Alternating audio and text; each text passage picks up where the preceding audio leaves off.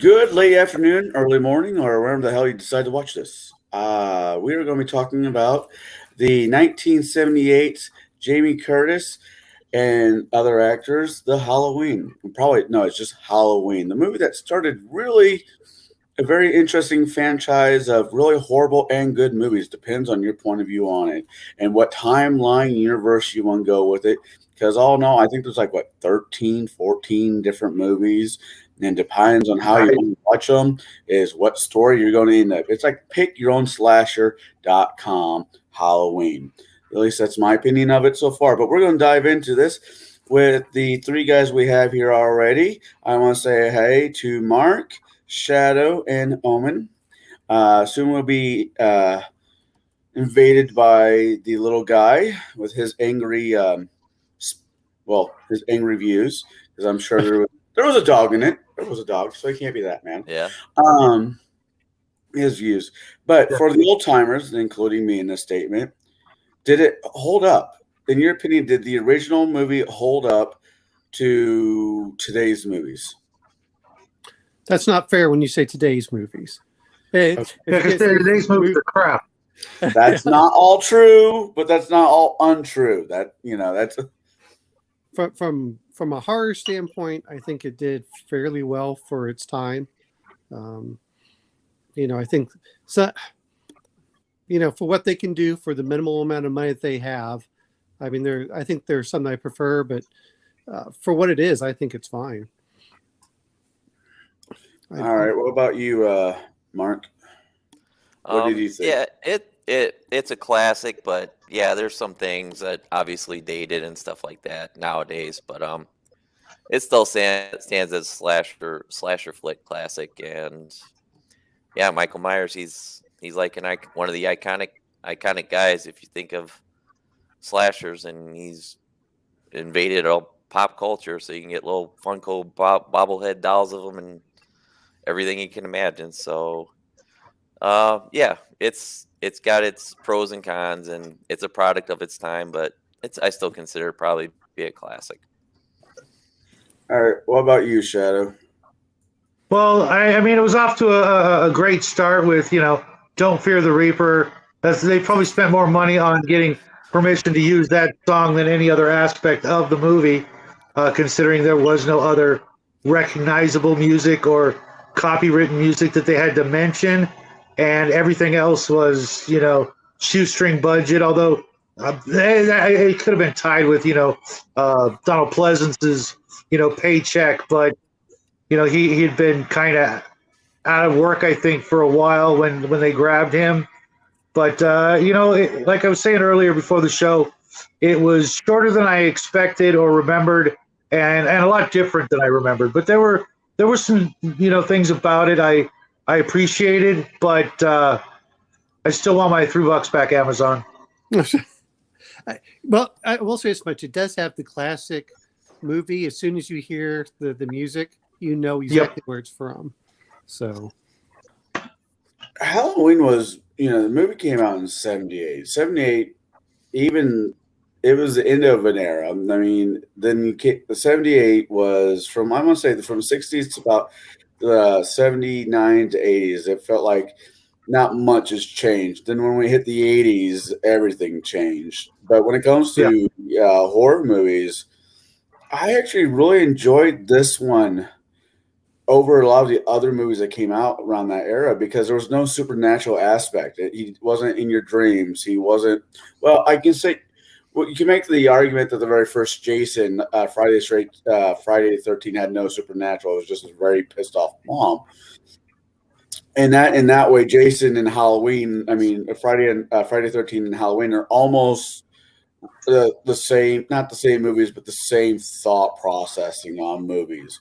We're going to put a killer out there. It's going to terrorize a bunch of people until it gets what it wants. And I'm fine with that in theory in movie for a slasher. And so I enjoyed it. I've seen most of the other Halloweens, and this one, and not the one that just came out, but the one Halloween Kills or something like that. I think are my favorite two out of the series. just because they took the supernatural bullshit out of it. Yeah, that's exactly how I feel. If you can do a slasher flick, I don't like them to be supernatural. I like it when they are, what it comes down to is, it's an insane man that's come out of an insane asylum, and he's going around, as a serial killer. That to me is the classic part. When you start getting the supernatural, like Jeepers Creepers and stuff like that, like, no, in fact, I had friends of mine that when they saw just as Jeepers Creepers, they felt cheated as soon as it became supernatural. They liked it a lot better when it was just a crazy man. So that's the way that I felt with a lot of these at that time. Is they keep on upping on how I don't want to say this, how supernaturally powerful they are, rather than having someone that just scares you because they are, like Hannibal Lecter is not supernatural. He's just scary as hell because, he doesn't have any empathy or remorse. And that's the whole point of these films, in my opinion. That is a good point. I was just going through my head, trying to do the body count. He killed what, 3 people plus the girl, the babysitter as a child, right? That was it, right? He killed the sister, which was his older sister. Then he was taken to the home. Then he was locked up for 17 years or something like that. 15. 15, yeah. 15 years. Then he killed one of the people to get out. Then he killed. Yeah, who did he kill to get out? I just watched it. Fuck, I thought he killed somebody. Yeah, I don't remember him killing anybody to escape the hospital. No, I don't either. Or at least seeing that. I remember he killed the one girl and then the couple. Didn't he kill a handyman or something? I don't remember that this morning. I just watched it. I just watched it too. Anyways, but yeah, he had a really, compared to other slasher movies, I mean, fuck, his kill count was low. I mean, it was incredibly low for being what it was. I mean, I think Prom Night came out roughly almost the same year, and Prom Night had a higher kill count than this movie did. Yeah, not saying that I was disappointed. It's just amazing if you think about it.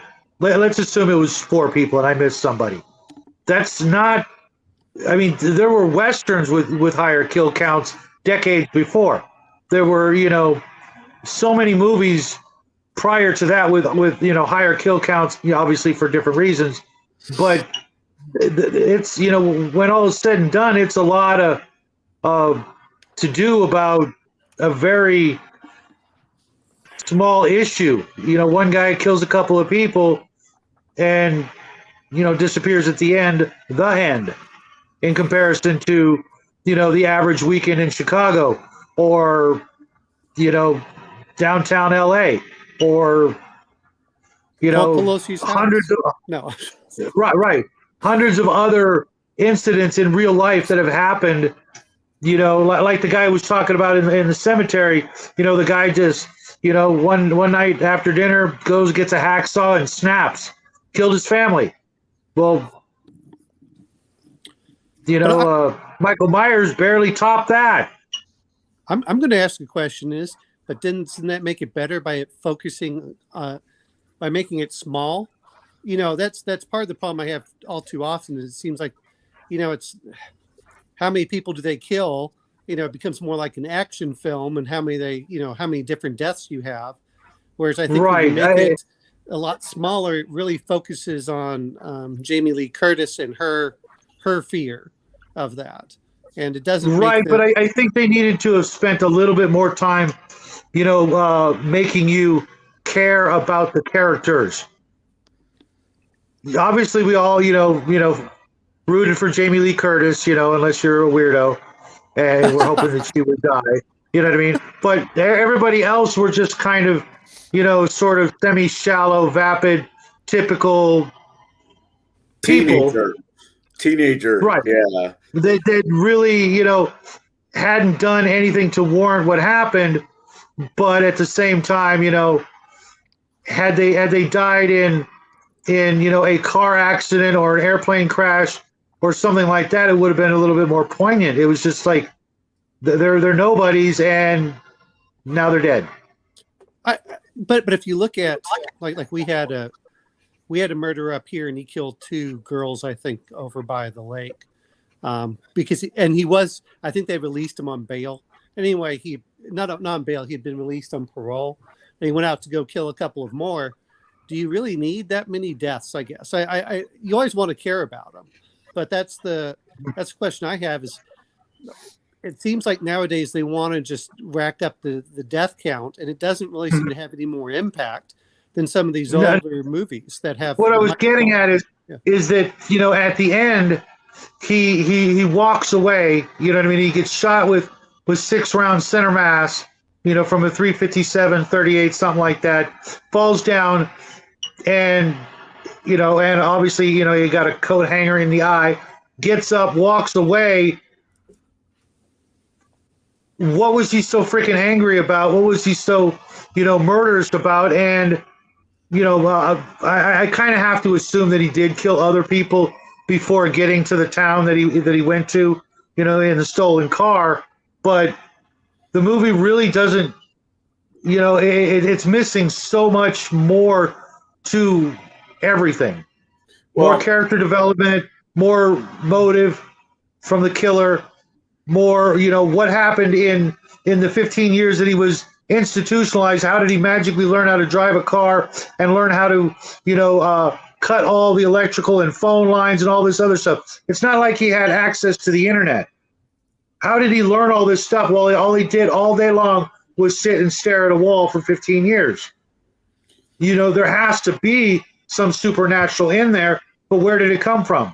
Because if you tell me he's just meditating, access the Akashic records and figure out how to drive that state car and cut power lines and cut phone lines and learn how to sneak like a ninja while at the same time walking around in a William Shatner mask, something's missing. Well, he did kill that one guy to get the clothes and a few other things I think he took from the guy. Yeah, I'm just reading the mechanic. I must have missed that part. That was the guy because he escaped from the car. He killed the mechanic to get the jumpsuit. Right. Then he headed to Haddonfield, Illinois, which I don't even know if that's a real town or not. To be honest. Then how did he know how to get there? How did he know how to get there? I used to live there, I guess. I don't know. Well, no, I mean, okay. Okay, he was a 5-year-old kid. He was, yeah. He was a 10-year-old kid, institutionalized with no books, no internet, staring at a wall for 15 years. He steals a car, knows how to drive it, gets on the freeway, and knows how to get there. The supernatural without talking to anybody. Driving them. Supernatural GPS.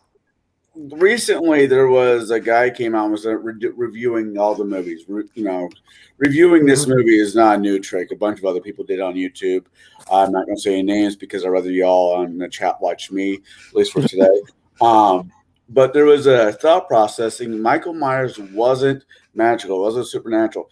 He was mentally handicapped. He was. I don't want to say any of the big names out there because I don't want to put a negative light on any of the symptoms out there. But he wasn't right in the head. Well, he was psychopathic. I mean, that's just what it comes down to, and it's okay to say stuff like that. And I hate saying this, is if you look at, if anyone's ever looked at these serial killers, they are psychopaths, but they're not stupid.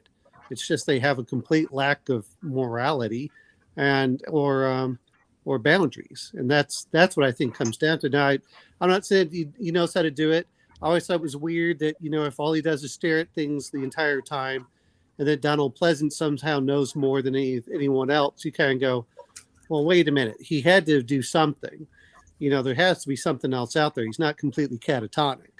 So I assume other things happened. In the hospital? Yeah. Maybe that should be a movie. The lost years of Michael Myers while he was in the mental. Maybe when he was a kid, a couple of the young orderlies felt sorry for him and took him out for a drive. I mean, I'm not saying it would work that way, but maybe even in some of these mental hospitals, they still try to further the kids' education. I mean, I'm thinking, I'm not saying that you couldn't, but which I admittedly, this is a completely different movie. If you look at someone like Sarah Connor, where they talked about her, where she always was looking, very alert, but she may act catatonic at times, not always. Mm-hmm. And then, where they talk about stabbing the doctor in the leg, I assume that things like that had occurred. That's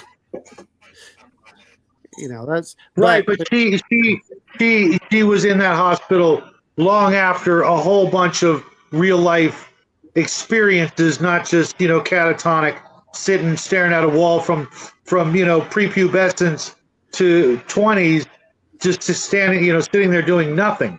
No, she got caught trying to blow up some. Right, but before that, she had done all the normal things normal people do to well into her mid to late 20s before she was arrested. This kid had done nothing, had no life experiences, and then as a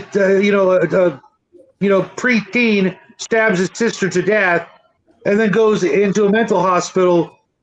He's got no life experience to do any of the things he did. 6 years old. Okay, he was only 6 years old. That's insane. That's crazy young to then get shut off your life with absolutely no learning potential. But then to magically have the skills of a freaking ninja in the 70s, because even, ninjas in the 70s had to go through some pretty slick ass training, and they had, their ninja suit. He's walking around in a freaking freakish William Shatner mask. He's going to get noticed. Well, it also the benefit is he showed up on Halloween. It wasn't like Tuesday. It was Tuesday during December. It was Halloween that he was walking around in a jumpsuit and a mask. Which, last night, somebody was walking around the city of Pekin in the Scream Ghost outfit just to walk around. Wasn't doing anything, didn't do anything to anybody. It was just walking up and down all the fucking streets. It's the season. It's Halloween. It brings out good and bad and all the nutcases in between. Yeah, someone just asking to get shot doing something like that. I'm not saying that you're wrong. I'm just using it as an example. No, I agree.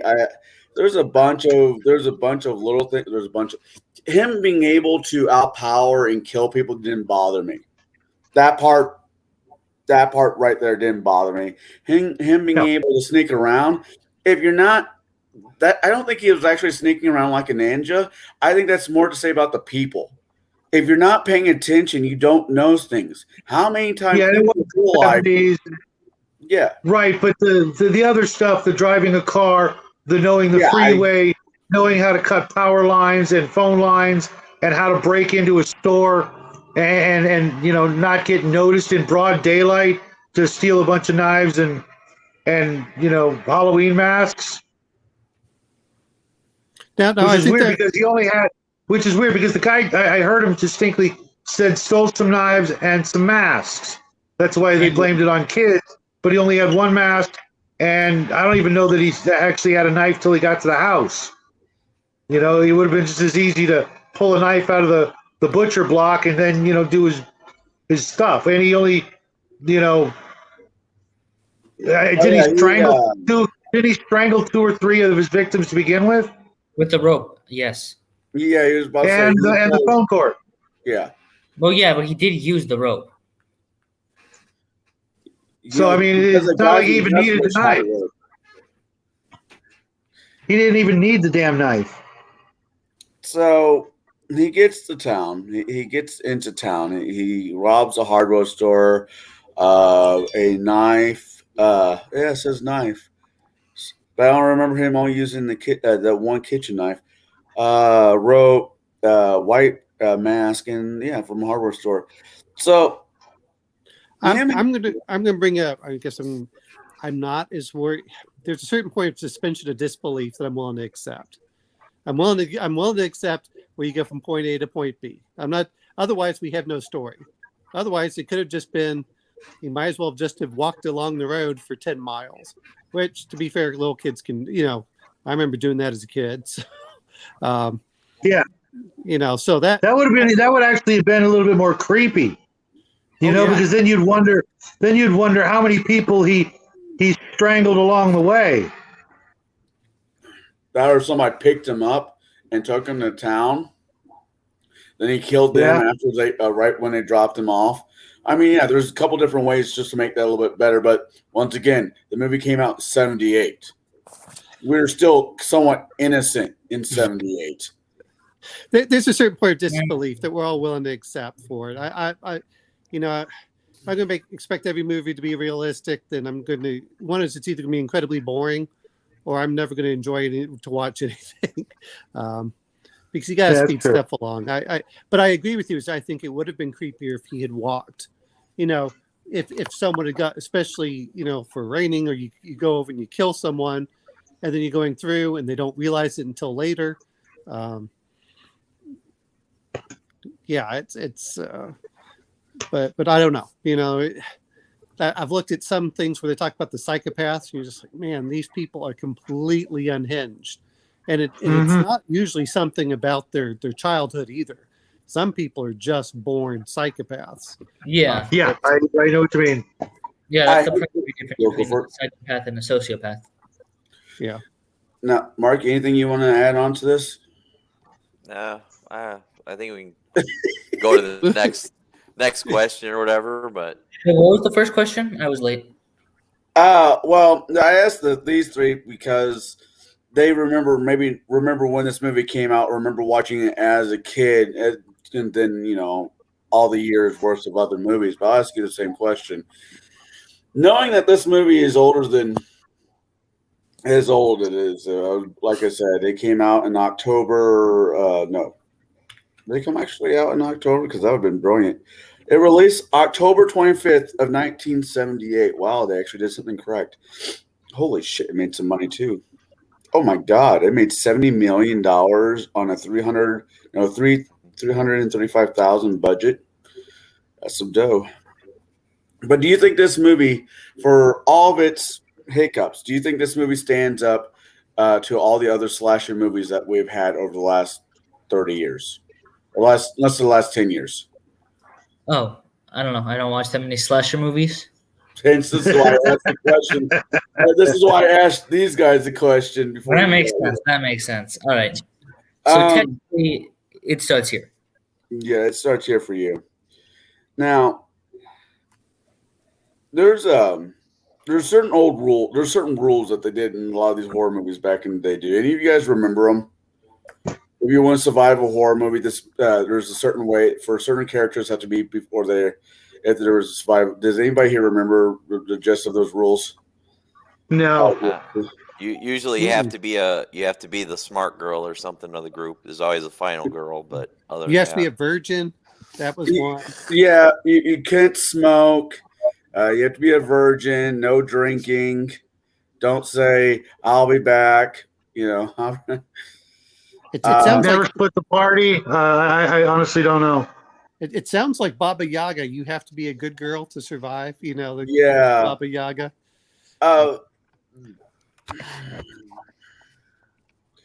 Was there actually? Yeah, I can ask this question. Now, I know the three older gentlemen here are probably going to say no, but when you all saw this for the first time, was there any actually part of it that because they had a couple shock scares? Was there any of them that actually got you, or was it more of a yeah, I saw that coming? I'll start with you, Mark. I'm trying to think if there was any real standout jump scare that got me. I don't know. I guess maybe at the end when he came through the open window or something like that. I guess that might have been the one. and when she stabbed him in the neck with the knitting needle. But I'm not sure how he missed her when he lunged over the couch with the knife to stab her. But I guess that's probably the jump scare that I like. But he missed her. What about you, Shadow? There was one, it was when she was finding the bodies. The third body, or one of the bodies, surprised me because it was from earlier. It wasn't the couple; it was somebody else. Then she found all three of them at the same time, more or less. And that was a little bit of a surprise. She's finding the bodies, and I was like, okay, well, she's only going to find two, but one of them was the girl, I guess he killed in the car, Yes. and he dragged her into that building. So I was like, oh, okay. Wasn't expecting that. I'm going to be honest about this. I generally don't get jump scares because I try processing stuff. So it takes me about a second. So by the time that it processes, I don't react. So, I mean, I've had friends that I went to one movie and they stared at me to see what I did.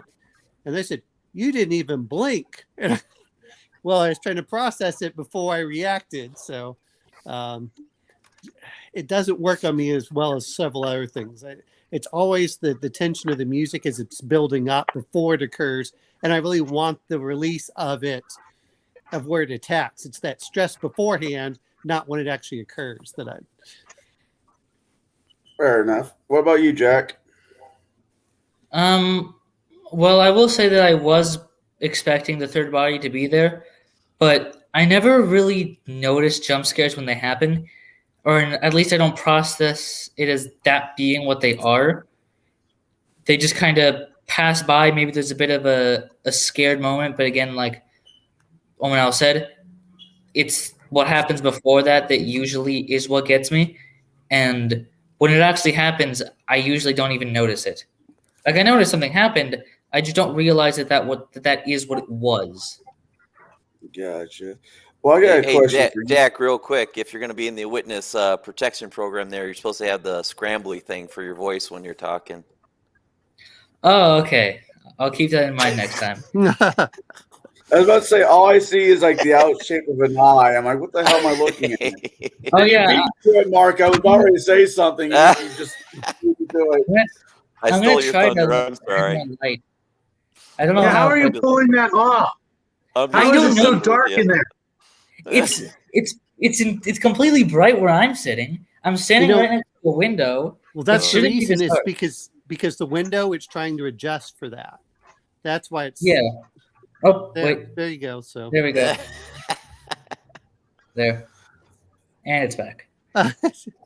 yeah, it has to do with the fact that you have a bright background. So Okay. it's the camera. Yeah. That's part of his Halloween costume. I totally forgot to wear mine. Sorry, dude, but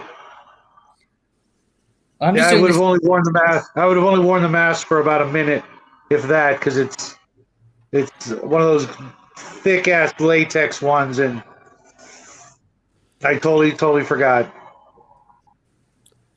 think my son's favorite thing was wearing the evil jester that he had, and his mom hated it because he looked really creepy. Little kids can do that, so. God. Now, I normally ask, is there any character in this movie or in the book that you like versus did not like? I'll go ahead and ask that. I'm pretty much sure it's going to be fairly much the same answer. Was there any characters in this movie that stuck out more than others? The dog. Mark, what was that? I didn't say anything.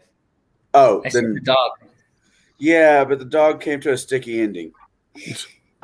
Yeah. Poor dog. Yeah. So, Mark, did any characters in this movie stick out to you? I kind of like Donald Pleasence when he was doing his thing and doing a bit of his overacting and chewing on the scenery. I kind of myself, I kind of would have liked to seen a little more of him in it and more him talking a little bit more about Michael Myers. But maybe that was good in a way because it left everything as a ambiguous mystery and what he was. He was just Michael Myers was just evil to be evil, or the personification of evil, or whatever. And he just, but that would be the character I think that stuck out to me. Dr. Loomis, right? Dr. Loomis, yep.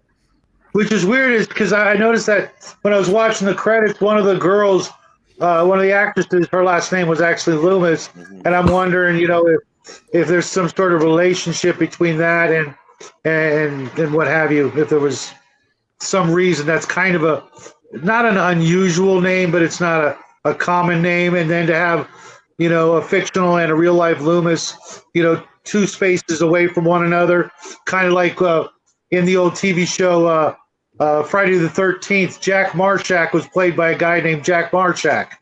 How do you pull that off? Do you guys know that? I didn't know that. No. Yeah, the old man in the TV show Friday the 13th. Yeah. The leader of the team or whatever. His character was Jack Marshak, and that was his real name. I'm just like, that's got to be one for the record books.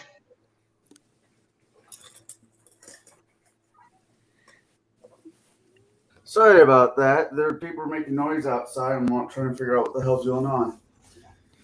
All right. What about you, Shadow? Favorite character? Honestly, it was probably Laurie's friend who pulled out the party favor, and then they indulged on the road trip. She was just, the only one with any, spunk, any sort of, liveliness to her. Everybody else was kind of stiff and wooden, the sheriff's daughter. She was kind of a, bit of a smart ass, kind of, funny, like a real person, real teenage girl that we probably all knew. Everybody else, even Jamie Lee Curtis, were just, robot, like stiffness. Even Donald Pleasence was kind of, not like you said, he was, overacting, just a little too much. But at the same time, I mean, that was his character to be, totally freaked out that this kid, this psycho had escaped. I wish they just would have, they literally could have just elaborated with one line that would have told us all we needed to know why we should worry about Michael Myers, other than the fact that he's, cuckoo for Cocoa Puffs, killing his sister with a butcher knife while dressed up as a freaking clown. That's, you could have even tied it into, something from his childhood with the fact that he was actually wearing a clown costume in the, very early 60s or even late 50s when he killed his sister. Early that kind of it had to be, that one's broken. I gotta look at the era, but when was? Well, if it was the it 70s, would have 15 years 63, before. 63, Yeah. they said, because they talked about the house being vacant since 63 or something like that. Right. Yeah, that's all it would have taken, though. It would have been one line as to why. You know what I mean? Hey, maybe they couldn't come up with that line, or they were saving it for later. But it just, the whole time I'm trying to figure out, what brand of fresh hell is this really? It's not just, some kid who just snaps and does that. There has to be something that triggers it or activates it. A 6-year-old kid, there are probably no instances of 6-year-old kids just out of nowhere stabbing their older sibling. I can see younger sibling, but just out of nowhere. I mean, it makes no sense. I know that's part of the allure and the mystery, so to speak, but I don't know. I mean, I have seen kids that are kind of psychopathic myself, and yeah, so have I. I don't think there's an age limit. I don't think there's an age, or I don't think there has to be an age or something's got to happen. I think some people are just born broke. Right. Trust me, I know. I had a brother who was all kinds of trouble. But my point is you have to have some sort of exposure to get the idea to take a knife like that and stab somebody with it. I don't know. I have seen children do weird things, that just do them just to see what happens. And I've seen that with my son. Not that he does it maliciously. It was just like, well, I want to see what happened if I did this. You're like, you can't do that, son, because that's that I think that's part of what parenting is to teach right from wrong. Yeah. But Absolutely. In this case, the fact that he stabbed, it may not even been the intention to kill her. I mean, that's the weird thing. It's like, oh, I wonder what happens if I do this. You hear about kids who have completely normal parents. Well, I could see, if they grew up, having to actually butcher animals, for food. I could see that being, part of where he learned to use the knife, so to speak. He could be out killing small animals at that age, and that has happened. Yeah. I think the problem is that we, being rational human beings, well, I say rational, moral human beings, forget that psychopaths, and what is it, the population's 1 or 2%, don't think like the rest of everybody else. Yeah. And I think that you're trying to project that onto them, and not realizing that some people just, why did he stab his sister? Well, maybe he just wanted to see what would happen. I mean, that sounds weird. It's not even malicious, He ran out of red paint. He needed some more. I don't know. It's. I think that you're trying to look way too much in the psychological aspect, which is great whenever you get someone like, Hannibal Lecter. But I don't think it works as well when you're just getting. Yeah, well, Hannibal Lecter. I mean, with the Hannibal Lecter, the character, as a side, just because it's been brought up twice, his family was killed in front of him during World War II. He was living, and him and his sister were surviving in a small, well, not, I want to say a small hut, but a decent sized cabin out in the woods during World War II, during the winter of World War II. They got invaded by basically looters, and they were all starving, and they killed a younger sister, and they fed the younger sister to Hannibal and to the rest of the people to stay alive. That's what broke Hannibal. That's why he was the way he was when he got older. Michael, I think like I said, it could have been a chemical imbalance in the brain. It could be chemical from mom smoking cigarettes before he was born, drinking too much. God only knows. Thalidomide or whatever the fuck that was back in the day. Right. Yeah. Unfortunately, any of us, maybe Jack will when he has a little bit later in life, has a paper on the wall saying we actually know the way that people's minds think. So that's where I expect we're playing guessing games on a topic that I haven't read much about, and they're still incredibly rare. A true psycho serial path like this is incredibly rare. Yeah, well, I mean, and I've heard two things. There's some that are, and this is what you have to be careful of, because I like listening to the behavior panel. If you've ever watched that. No, you didn't look into it. The behavior panel, what they do is they look at visual expressions, and so they'll take famous people and they'll put them up there, and there'll be 4 of them. Right. But they all mention that psychopaths just are differently wired, and they said it's not that they're necessarily bad or anything. It's just that they don't think like everybody else, and it just depends on what they're doing. It's the kind of thing that they don't think in morality as like you and I do, and so that's what I'm thinking with the little kid is, he looks over, he's like, "There's a knife," and I've seen people, if you've ever, I don't know if Jack's ever done this, but I don't know if Chef, you've seen this with your son, where he goes, it's you just like you look over, they do something, and it does something bad. I don't care whether it's putting a fork in a light socket or something like that. And you're like, well, why did you do that? And it's like, I just thought it was interesting. All right. Well, don't do that again. Okay. So Yeah. I I think was a there's light. some of that. I was a light socket kid. I did it once, but My son did it twice. I just remember being online, his mother saying, "What I tell you about putting the knife into the electrical socket? Do you want your fingers turned black again?" Like he did learn for the It's first funny you time. mentioned that. Check this out. When I was in high school, this kid, I literally saw him freaking throw a keychain, and it sure as shit landed in two of the freaking outlet holes and blew the entire building out. Oh wow! The electricity, yeah, yeah. I would have two It was, questions.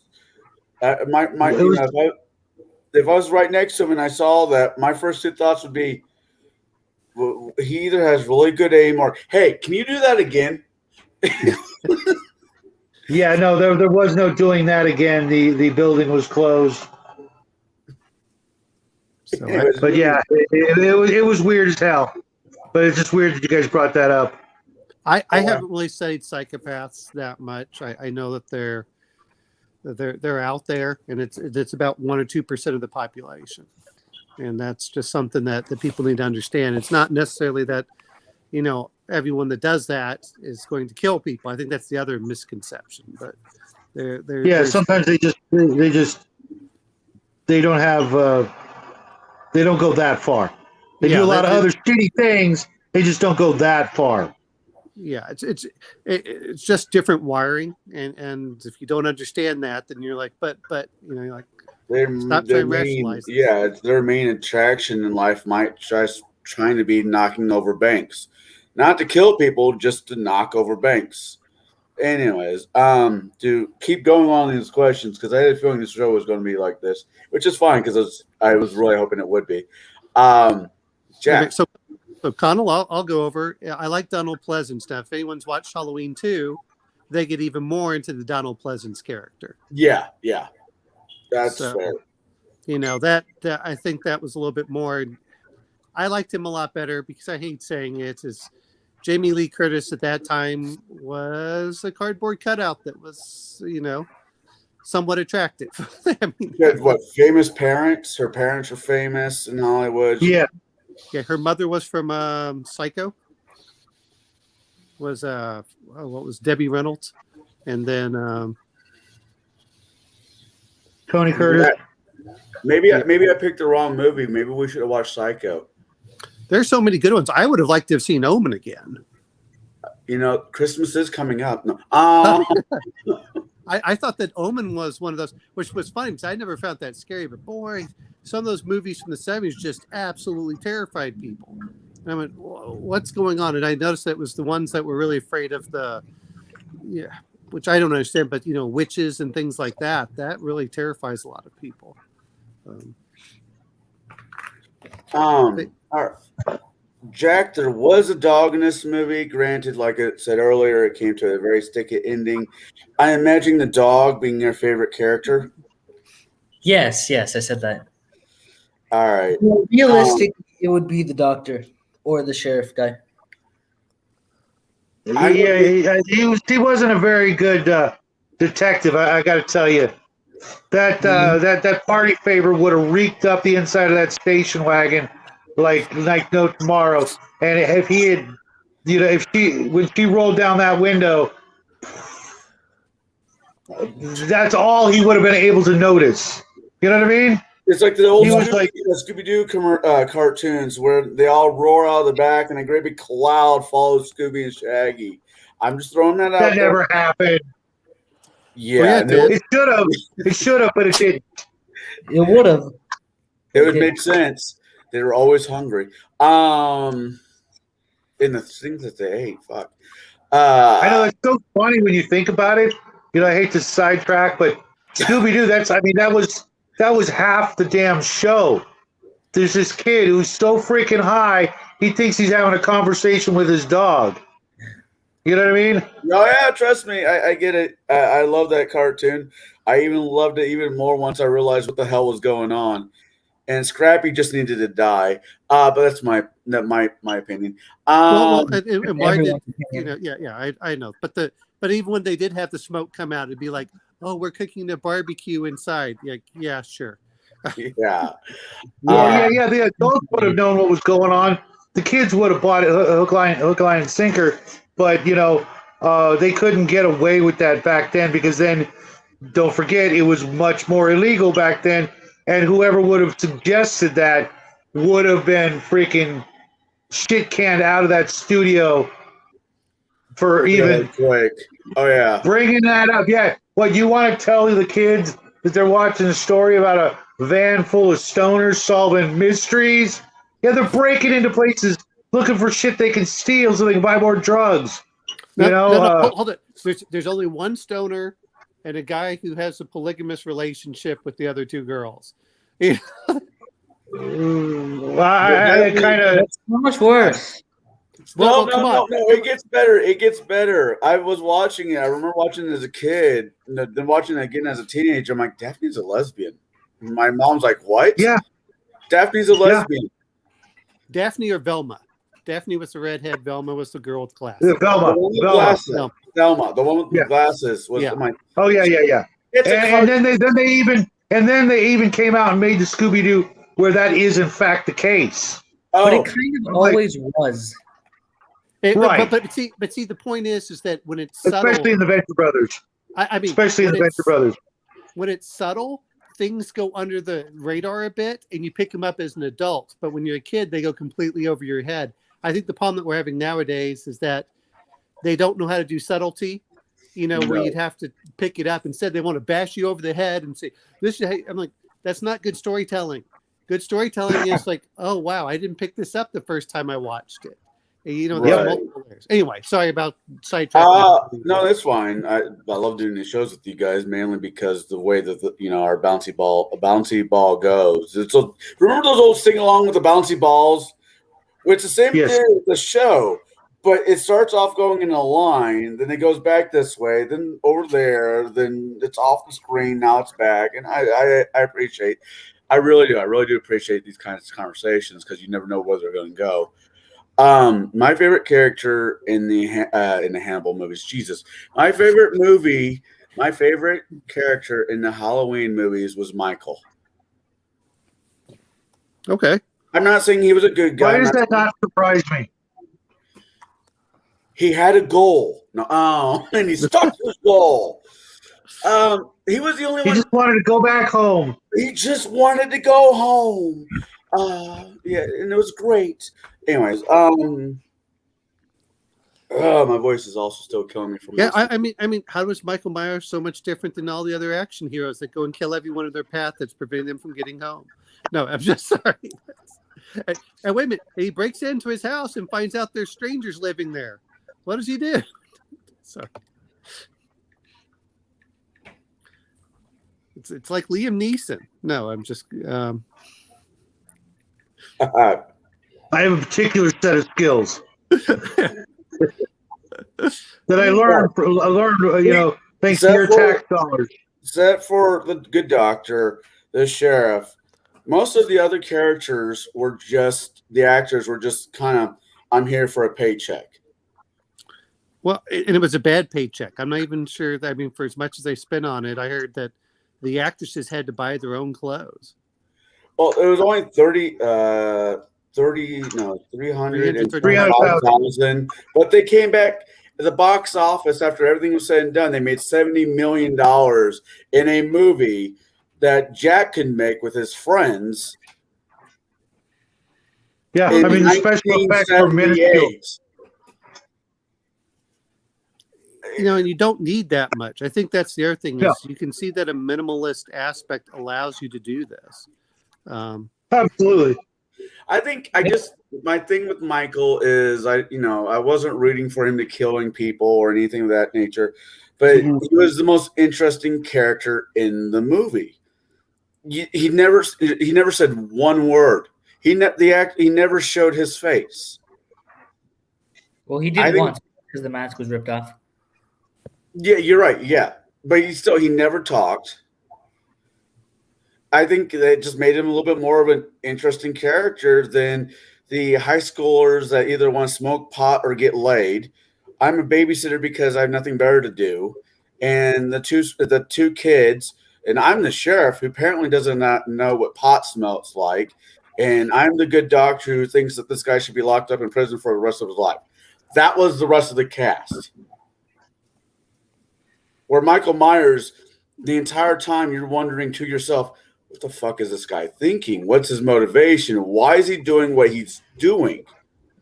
And that's what made him my favorite character. I'm not rooting for, no, Shadow. I'm not rooting for the bad guy in this situation.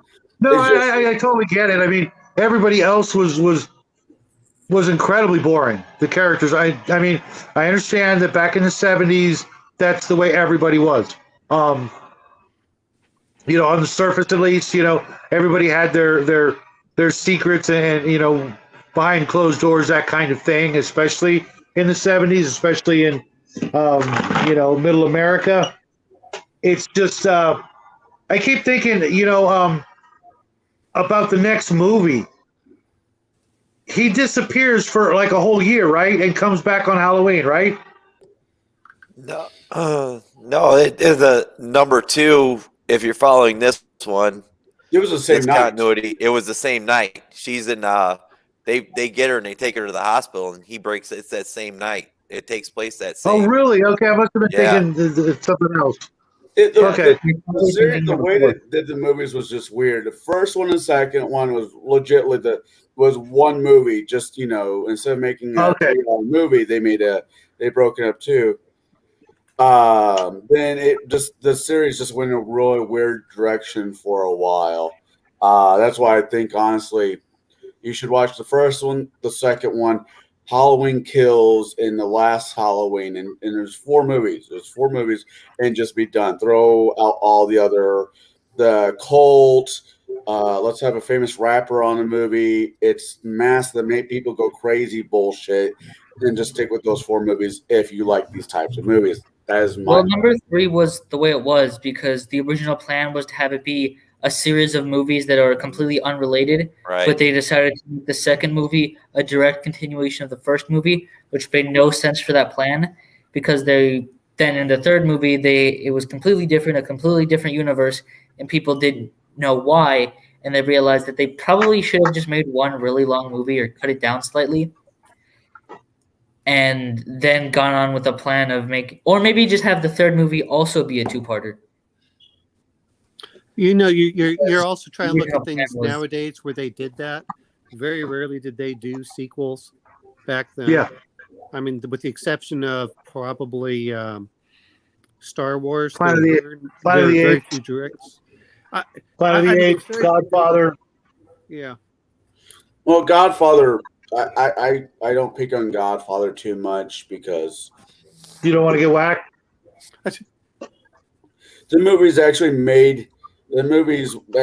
the timeline made sense where a lot of these other ones didn't. Well, I mean, you had Godfather, Omen, but only after they did really well at the, you know, that's the problem I think that we have nowadays. There were not that many sequels until they made really big money, and they said, well, people loved whatever characters they were, and so they brought them Yeah. back. But I mean, with the exception of Star Wars, almost nothing had a sequel in the 70s or before, with the Planet of exception. the Apes. Planet of the Apes was huge. It Yeah. may not have made money in the box office, but the money it made on merchandising Yeah. was absolutely stunning. It made you're so right, much Shadow. money worldwide. It was absolutely. Planet of the Apes set Mark? up the blueprint for merchandising of. I mean, I remember. I mean, I was, you know, a bit younger when, you know. Well, I guess I was around when some of the later ones came out, but I remember constantly, even if the movie wasn't on theater, there was always like this toy, or like they had a little dart set with Planet of the Apes guys. Is anything to put Planet of the Apes figure guys? I on. think I had a lunchbox. I think I had one of those metal Everything. lunchboxes. I had a lunchbox. We had, you know, beach towels and T-shirts, Halloween costumes, which was kind of a big thing. Toys galore from the action figure line to at one time I had an M16 that had the Planet of the Apes logo on it. Just anything they could put that logo or a monkey face on, they did, and that was the beginning of that. I think that's why Lucas wanted to keep his rights in that particular way, because he saw that movie and he went, "Holy shit! Yeah, you guys, get this, but I'm retaining this because that's where the real money is." And to this day, that's where the money is when it comes to sci-fi, fantasy, that sort of thing. Anything you can, get the younger generations interested in, they have the most money to just blow on shit like that. Look at Funko Pops. They're making that shit for things for people who are too young to have seen the originals, but they're still buying it.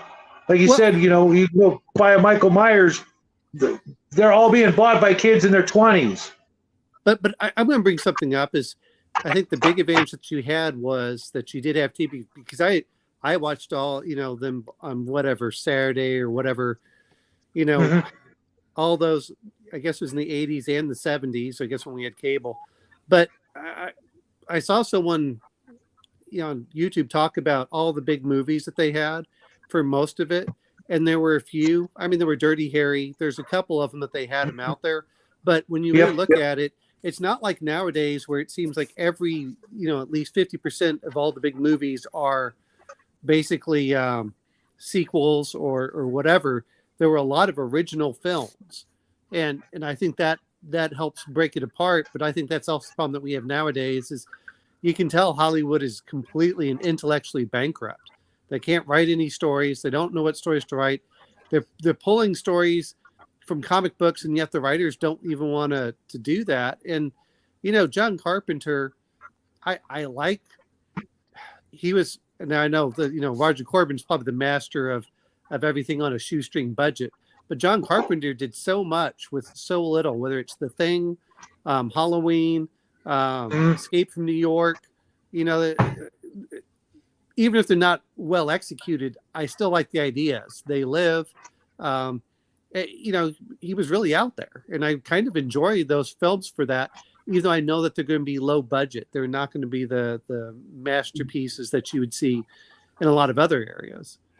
It's funny you said that. I was watching an interview that Kevin Smith of Jay and Silent Bob, Dogma, and those movies came out, and he's been offered to direct a bunch of high budget movies, and he keeps turning them down because he finds that no, that's not fair. He knows he does better with his own shit. He can write his own movies, and they will be great for what they are. I think everybody. If I don't know about directors, Hollywood always seems just to be a great big money pit in my mind. But you have these actors that take these huge budget movies and they suck. They suck hard.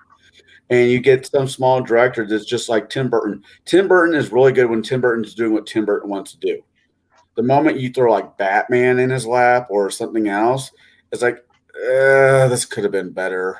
I still like the Batman, and you have to realize when you're looking at the Tim Burton Batman, look at what came before. I mean, Adam West? Oh yeah, no, I agree. Fuck that. I mean, or even the black and white.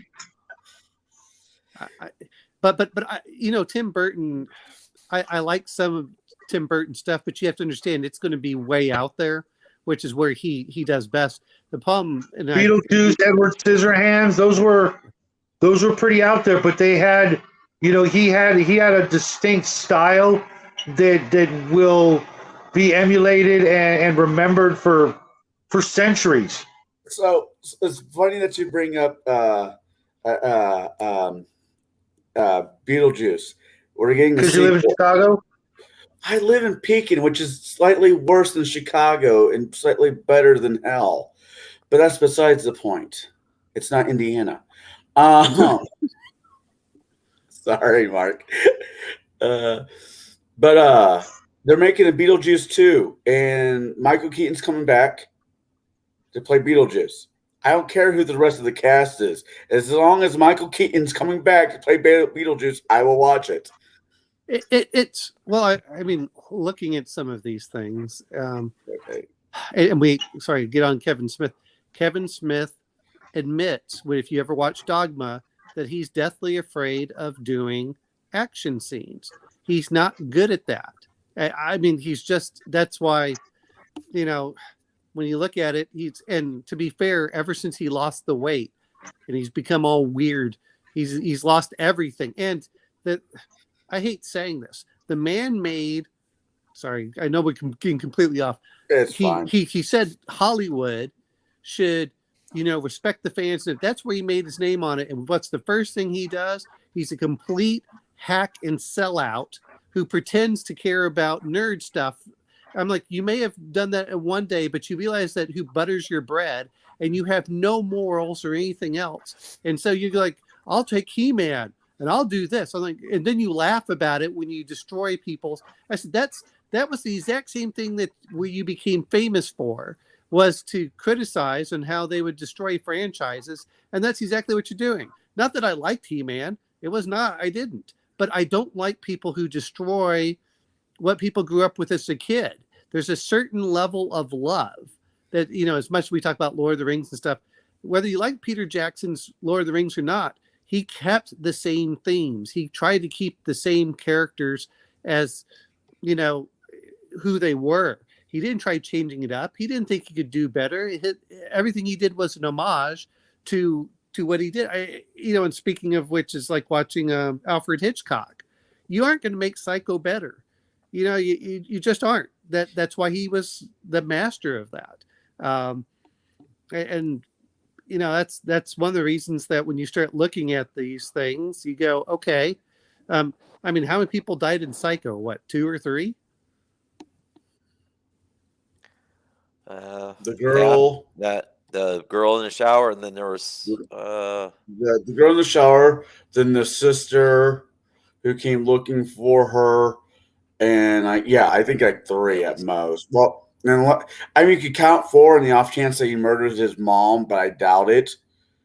No, I don't think he murdered his mom, but that's one of those weird things. But yeah, it's well, regardless is. Nowadays you look at it and they have to have the high body counts, and then they want to make everything funny. And I said, okay, fine. But sometimes the horror is always keeping that, I was talking about that claustrophobic, keeping it tight. By keeping the movie tight, it allows you to focus in on that. You don't start thinking about the rest of the world.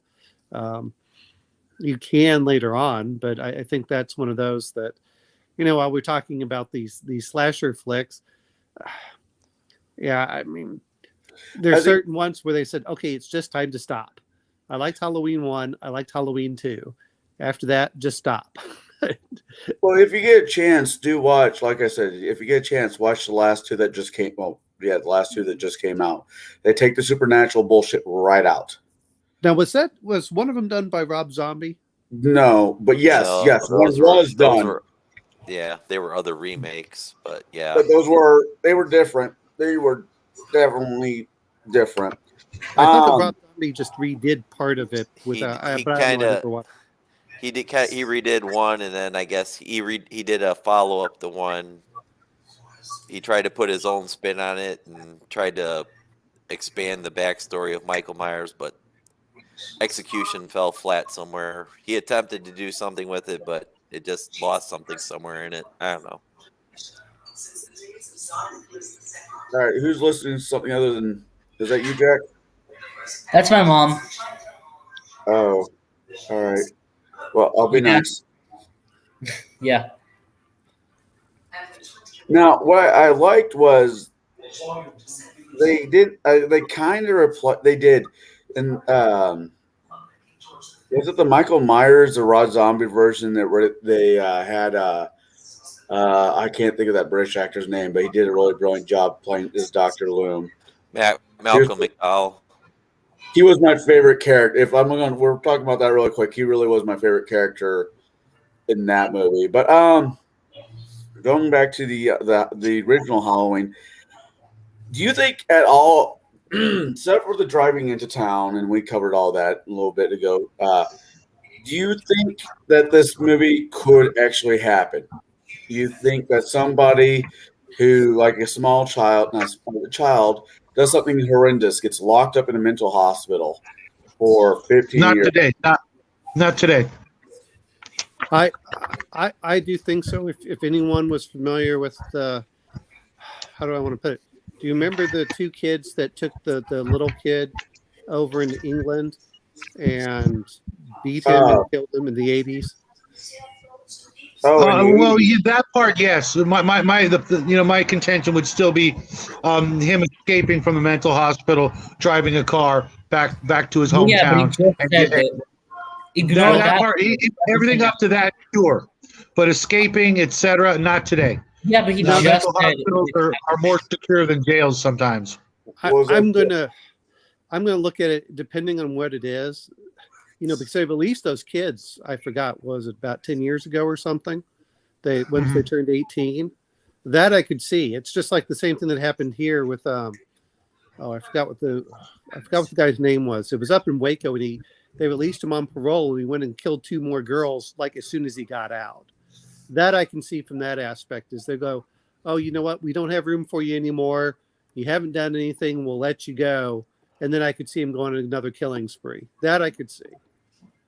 Actually, I kind of, yeah, Shadow. Before, I think this is what Jack was trying to say, was right before you said made your comment. I said, besides for the whole breaking out and stealing car, I'm talking about COVID hits. Let's say COVID just hit a couple years ago. COVID hits, and all right, we got to get some of these people. Let's take the nonviolence and just send them home. And the kid hasn't been violent in 15 years. He had that one incident. Maybe he got better. We're sending him home. His mom and dad picks him up, or his sister picks him up. Then he's off his medicine longer than 2 days, whatever, and he goes right back into Jeffrey Dahmer mode. I shouldn't say that, but What was it? The Zodiac Killer or whatever. There were a couple of them. The Son of Sam. I mean, what did I hear somewhere? There's like 1,000 active serial killers in the United States at any given time.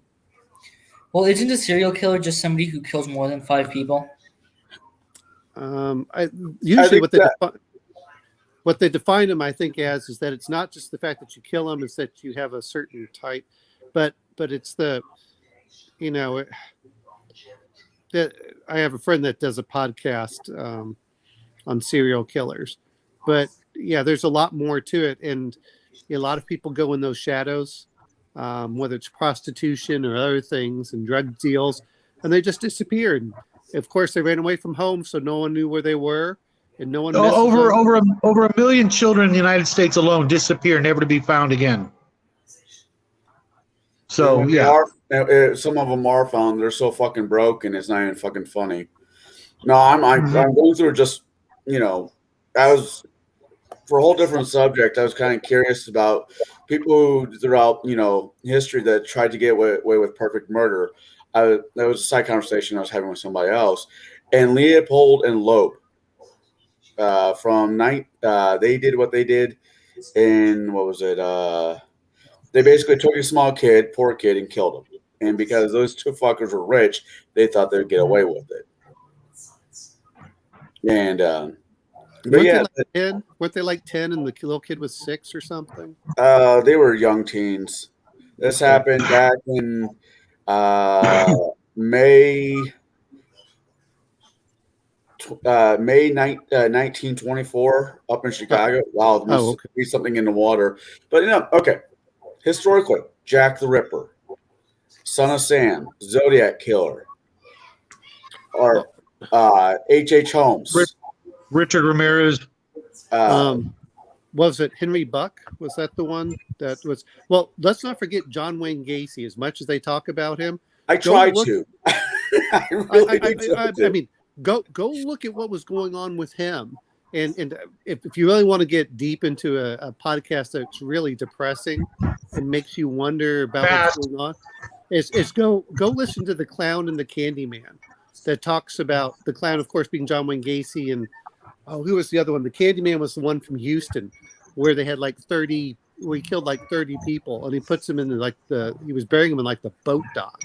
Um, you know, what finally happens to these serial killers? Almost like the only reason these guys get caught is either someone escapes, which happened with Jeffrey Dahmer, or they just keep on.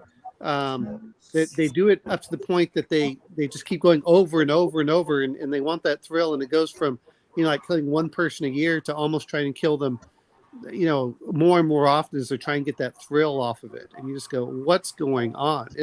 But I'll have to look at what that guy's name was. But Ted yeah, Bundy. listening to it, you just like, holy crap. Ed, I forgot about this guy. There's been technically 3 movies based off of this guy. Ed Glenn. Ed, E-D, Gein. Mm-hmm. He was a guy out of Texas, cannibal, serial killer. He would skin people and turn their skin into things throughout the house. Psycho, Texas Chainsaw Massacre, and Hannibal Lecter was based off of this guy. So the Candyman was known as David Arnold Corll. And apparently because his parents owned A candy shop, and he would lure. Yeah, I mean, he's just like, what is going on? And what gets me about it is, and this is what I find really disgusting, is how much the federal government would turn a blind eye to it. Like they would even destroy evidence. And you're like, what in the world? So it kind of goes back to the question I asked. Knowing some of there's more. There's got to be more, throughout the world that we don't even know about. But would something like Michael Myers happen? Well, if he had other mental disabilities alongside him being a psychopath, it is possible that he might have been able to survive until the point of falling down, like getting shot 6 times and falling down. He would have died then.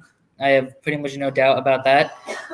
Or at least he might have been able to walk away and then die later. But he wouldn't have survived the second movie. He wouldn't have been able to make it to the second movie. But it is possible that somebody could have survived. Not survived as in they would have been able to get up and leave and live afterwards, but survived the couple minutes after, like when he got stabbed and then stabbed again, those 3 times. He probably could have survived that, but then, oh no. Hold on. What do you think, Mark? Sorry, guys. In 2012. What do I think of this in relation to? Do you think something of this nature could actually happen in modern day?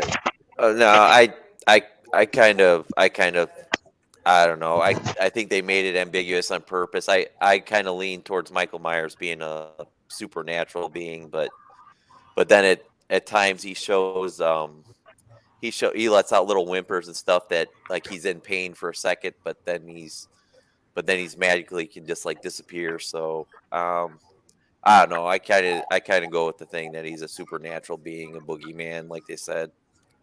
So, Yeah. I don't think it could really happen. He kind of reminds me. Yeah. The one thing I was thinking, Donald Pleasence may have missed him a couple of times, so he could have technically, I suppose, not been as wounded as we would like to believe. If he only got shot once or twice and it was in the right area, he could have made it to the second movie, but that would have been about it. And he would have been bleeding profusely everywhere. Everywhere he went, there would have been a geyser of blood. At some point, he would have had to have, just died. And well, I think are we looking at he was probably shot with a 38, not a 357 or a 38 right. Special. And who knows? It's interesting nowadays because our bullets are so much better now than they were back then for a lot of stuff, hollow points and everything else, rather than self-defense rounds, rather than everyone using the ball rounds. And who knows? I don't know. I remember hearing them talk about the 38 the reason they went to the 45 during the Philippines is, some people have that very high pain threshold. And they said, those were barely putting people down. That's why they went to the bigger round. So I, like you said, it depends on where you're hit and how deep it went. Um, and of course, he wasn't wearing the really thick clothing, but I've heard several officers up north talk about a lot of times they would have problems with some of their bullets penetrating really thick clothing during the winter. Yeah, no. I know this to be true. There was a home break-in here in Illinois somewhere during the 80s. And the only thing the woman who lived there, all she had was a little squirrel gun that shot 22s. Well, the 22s wouldn't get past his leather jacket in close. It just did not have the power to do so.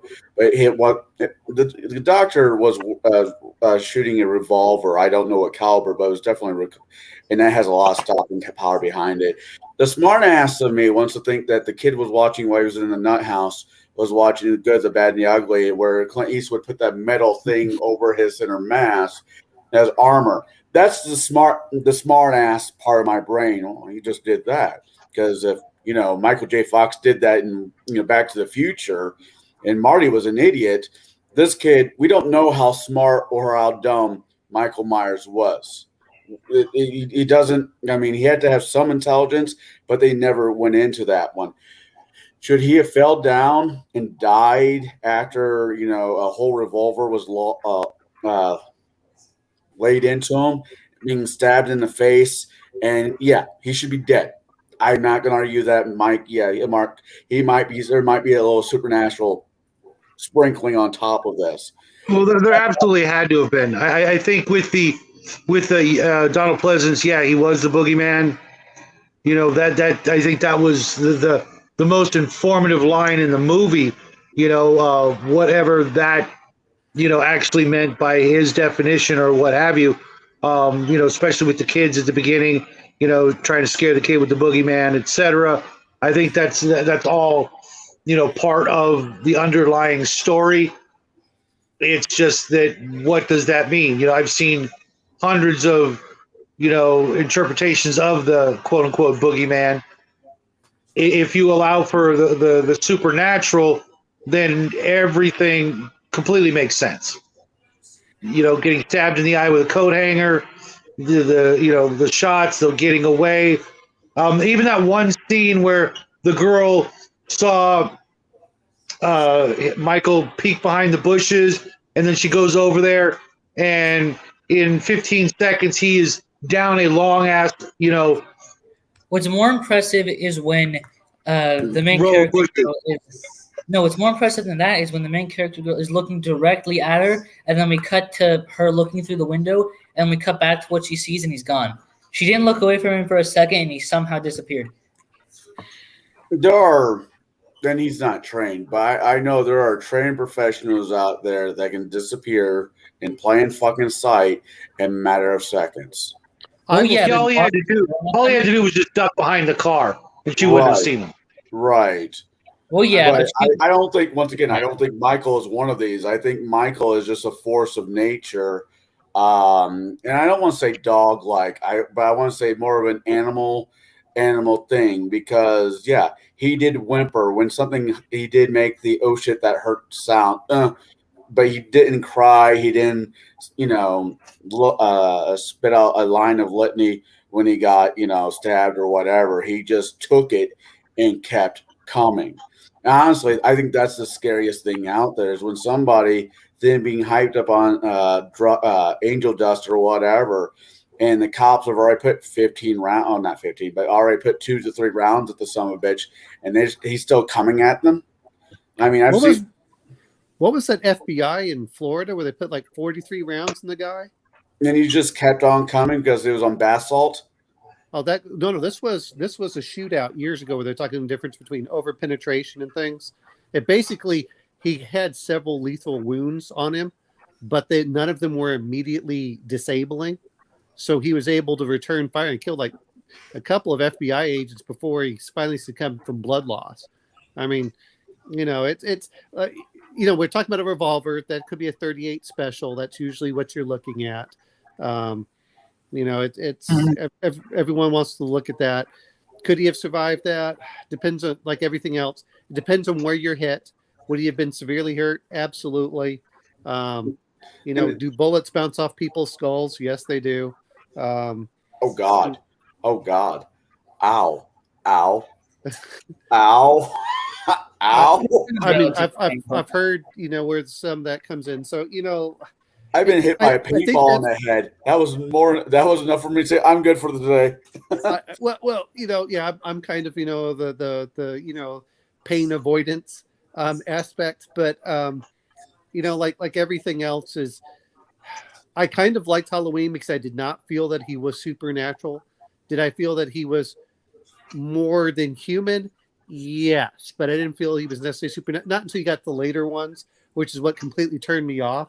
I like the fact that you could say, all right, yes, you shot him. Yes, he was hurt. Yes, he maybe it hit some ribs and broke his ribs a couple times, just like what happened to Andrew Jackson. Okay. Well, Andrew Jackson cheated like a motherfucker, to be fair. Excuse my language.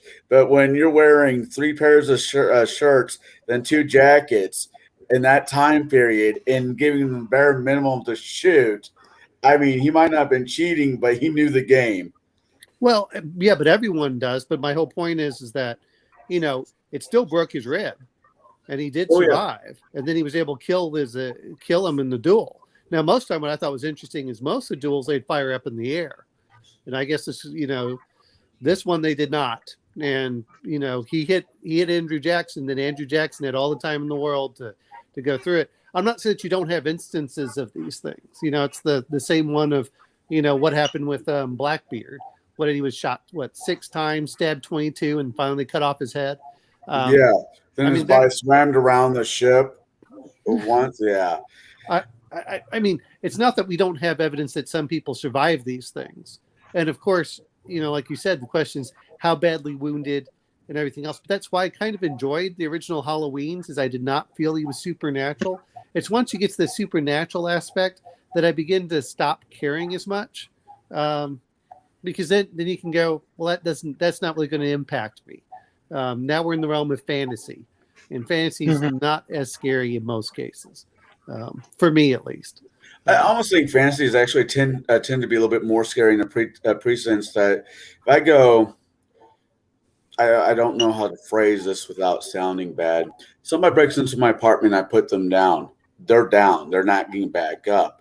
The moment you add into the world of supernatural and they stand right back up, I can't do that. But and Dr. Loomis wasn't a trained marksman, he looked like he was because his gun stance was amazing. He did, the gun stance he did in the movie was accurate. I'll give him that. The actor knew somebody on the set knew how to fire a gun. That's at least for that aspect. Well, he was sorry, Shaq, go ahead. Go ahead. He's an accomplished actor who had held guns before. Wasn't he in a couple of famous westerns, and he also had to be certified to get the license to carry concealed, etc. The thing you really have to take into consideration is it was dark, but he was about 10 feet away. He probably only missed once or twice, maybe 3 times, but clearly he hit him at least 3 times to knock him out the window. The fall from the window alone, falling flat on your back out a window, a 2-story window, will usually kill most people. And if it doesn't kill you, you're not getting up. If you get up, you are actually doing the dumbest thing you can, because you might actually do more damage by trying to get up. He got up and ran.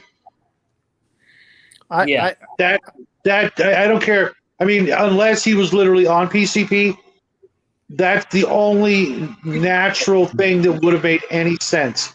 And I'm pretty sure that PCP wasn't like a real big thing until years later.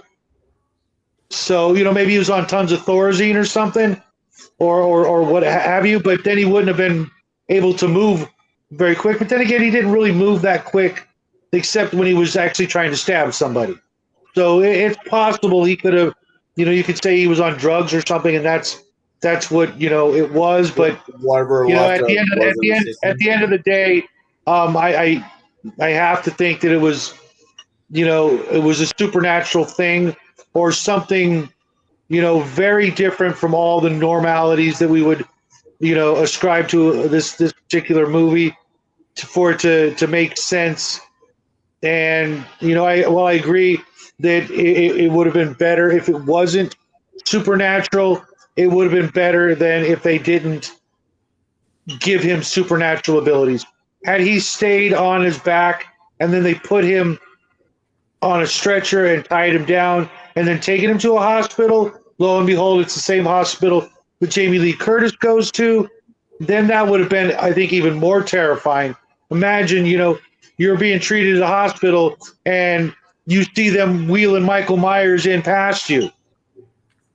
That would have been... That probably would have been a better decision, yeah. I agree. People would do that doesn't make sense. Actually, they had to. In a small town, it's happened before. It's the only hospital. It's the nearest hospital. They got to make that decision, and that decision is to try to save both lives. Bummer, they're in the same building, but that's happened before, many, many, many times. Doctors don't get well. A good doctor, and I should say this clearly. A good doctor does not choose who he will or will not save. He will try to save both and let the law take care of the rest. Ethically, that's their job. But at that point, there's no world where he wouldn't be declared guilty or just sent right back to the insane asylum. Oh, he would never been found guilty.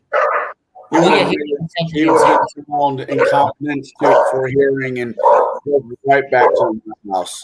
So this was something I liked listening to Robert Barnes. He said the weird thing is that in certain cases, to claim that you're to say that you're innocent by reason of insanity, well, sometimes you'll actually have gotten out earlier if you had just pled guilty. I mean, there's some weird things that go on. But I think the other part is, when we were talking about it, I don't know. I've seen people fall out of 3-story windows when they're drunk and then kind of get back up. It just depends on how you're. This guy right here. I don't know.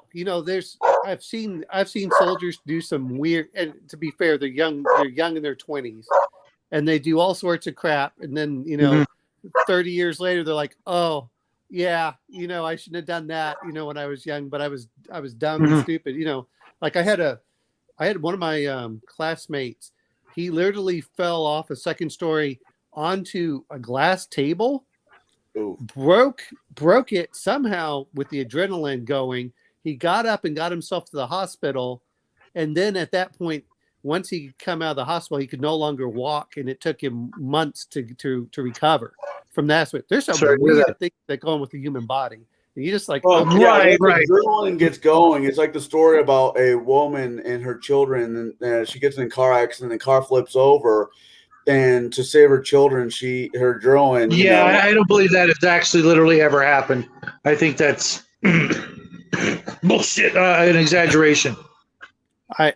I'm just saying that I have seen sometimes where people, because again, it's not where you, like everyone says, it's not the fact you were shot, it's where you were shot. And speaking of Donald Pleasence was in the military, which is why I think that some of these actors, when you start looking at them from the 70s and the 80s, and these old classical actors, a lot of them had been Vietnam veterans. I was about ready to say that the draft did not care what you were doing. It took everybody to a doctor. Look at Elvis. But I mean, Donald Pleasence apparently had joined the Air Force, was shot down, and was put in a POW camp in Nazi Germany. Yeah, he served in World War II. I was just like scrolling down. British. Yeah. Well, but a lot of these seem unassuming. But when you start looking at them, you realize a lot of them spent their time in the military. Even these iconic characters, and now you look at nowadays, and our actors have done nothing in their life except acting. it's not like they have had any like real world experience, which is the weird thing about it. And they're so disconnected, which is why, they don't seem to empathize with it, even when they seem to come from normal families. I hate getting about this, but, listen to Jennifer Lawrence cry about her parents because they're Trump supporters. Like, they're your family. Shut the hell up. I hate telling you this. No politician is going to take care of you better than your family, unless you have a really bad family, and that's right. And here's a thought. How about like actually communicate with your family? Why were they Trump supporters? Why don't you ask them instead of castigate them for having an opinion different than what you've been told to have by complete strangers? Actually have that conversation with your actual family. How could you support so and so? Well, because of this and this and this and this and that. And now we're going to go over here to the computer and I'm going to show you where I get my information, as opposed to where you're getting your indoctrination. Excuse me. What did I miss? We were just talking about Donald Pleasence and the history, and I went over just saying that the previous, if you look at the actors from the back then, most of them had served during the war, World War II. In some cases, Ronald Reagan just had put on the uniform but never went overseas. But a lot of these actors had gone overseas or had been in the Korean War or been drafted or something. I mean, and you look at it, and there's a gravitas about them. I mean, we all talk about Christopher Lee. Christopher Lee was part of, I don't know what the British version of the OSS was at the time. But, but people forget, it's like. Christopher Lee was a badass.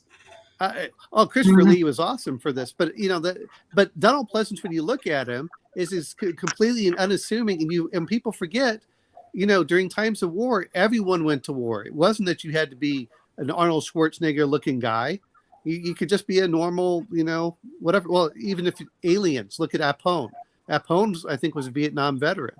Arlie Ermy, we all know him as, but. Gunny. Yeah. These were all the things that went on. And I think that helps whenever we're talking about the stance of, the actors. They kind of knew what they were doing. And nowadays, they have nothing. I mean, even the old they have to actually pay people who've done the real stuff to teach the actors how to look like they're doing the real stuff. What does it have to do Why with not hire those guys? Why not hire those guys like they used to, for acting? A lot of those guys can't act, and we were expecting more out of our movies than we used to. Well, a lot of them are. My question is, what does it have to do with your family being a Trump supporter? I was just referring to Jennifer Lawrence, who said that she was crying about her family, and it wasn't until she had a kid that she was trying to rebuild a relationship with your family.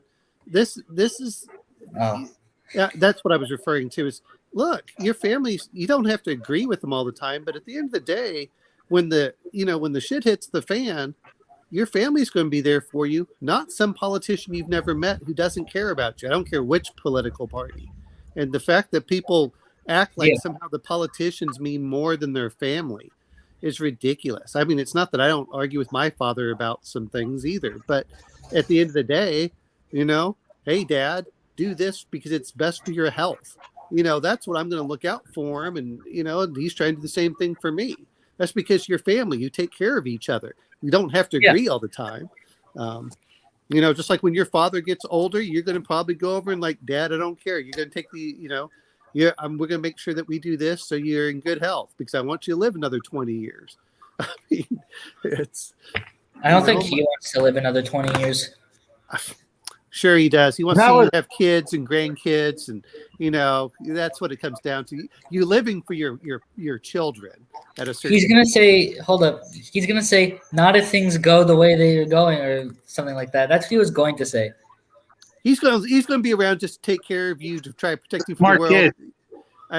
But I mean, even if I say things are bad about the world, I still tell my son, I want you to be the best person you can be, because whether the world goes in a positive or negative direction, you improving yourself will always benefit you, regardless of what else is going on in the world. Until they make that illegal too. Working out. You can always count on him, can't you? we're about ready to get invaded by Hungar, so I'm going to let him Uh-oh. jump in really quick. Awesome! I just noticed that Hungar was in the chat, and I did. Dude, you got to bring up the chat. You got to show us plebes, There who's hasn't in the been chat. much. Hey, buddy, how the hell are you? See my I'm name? sorry. It's been a slow show. My bad. All right, Hunger. Who did you sleep with? Why are you back in the hospital? I passed out a couple of times yesterday, so they're going to do a MRI. They did a CAT scan on my melon yesterday, and they're going to do an MRI on my melon. So we're trying to find out because it's not cardiac related. They think I might be having a little bit of neurological issues, which it is what it is. I'm not going to complain. I got beautiful nurses and free food. All the fucking And you got your laptop. And I've always got my laptop. And the Three room I hot was six in, hot. and when the room I was in, it was not as nice as I wanted it to be. The AC didn't work well. So, I own this place. So I was like, chop, chop. I need a new room. 5 minutes later, I was in a nice room with AC and a better shower. So you've seen Halloween.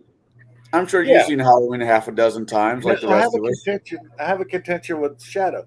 Shadow, depending on where you're falling, a 2-story fall is nothing. Right. No, I meant flat on your back, though. No, when I was working construction, I fell off of a 6-foot scaffolding onto the floor to dirt and got up and went back to work. It'll knock the breath out of you. Yeah. No, I just figured what I was getting at was the flat on your back means the back of your skull is hitting along with your neck. That's to me, because I've fallen pretty far too. I had my rope break while I was rappelling off a trestle bridge and fell, I don't even know how far, 25, 30 feet, and then rolled another 60 into a rock-filled riverbed, and I got up.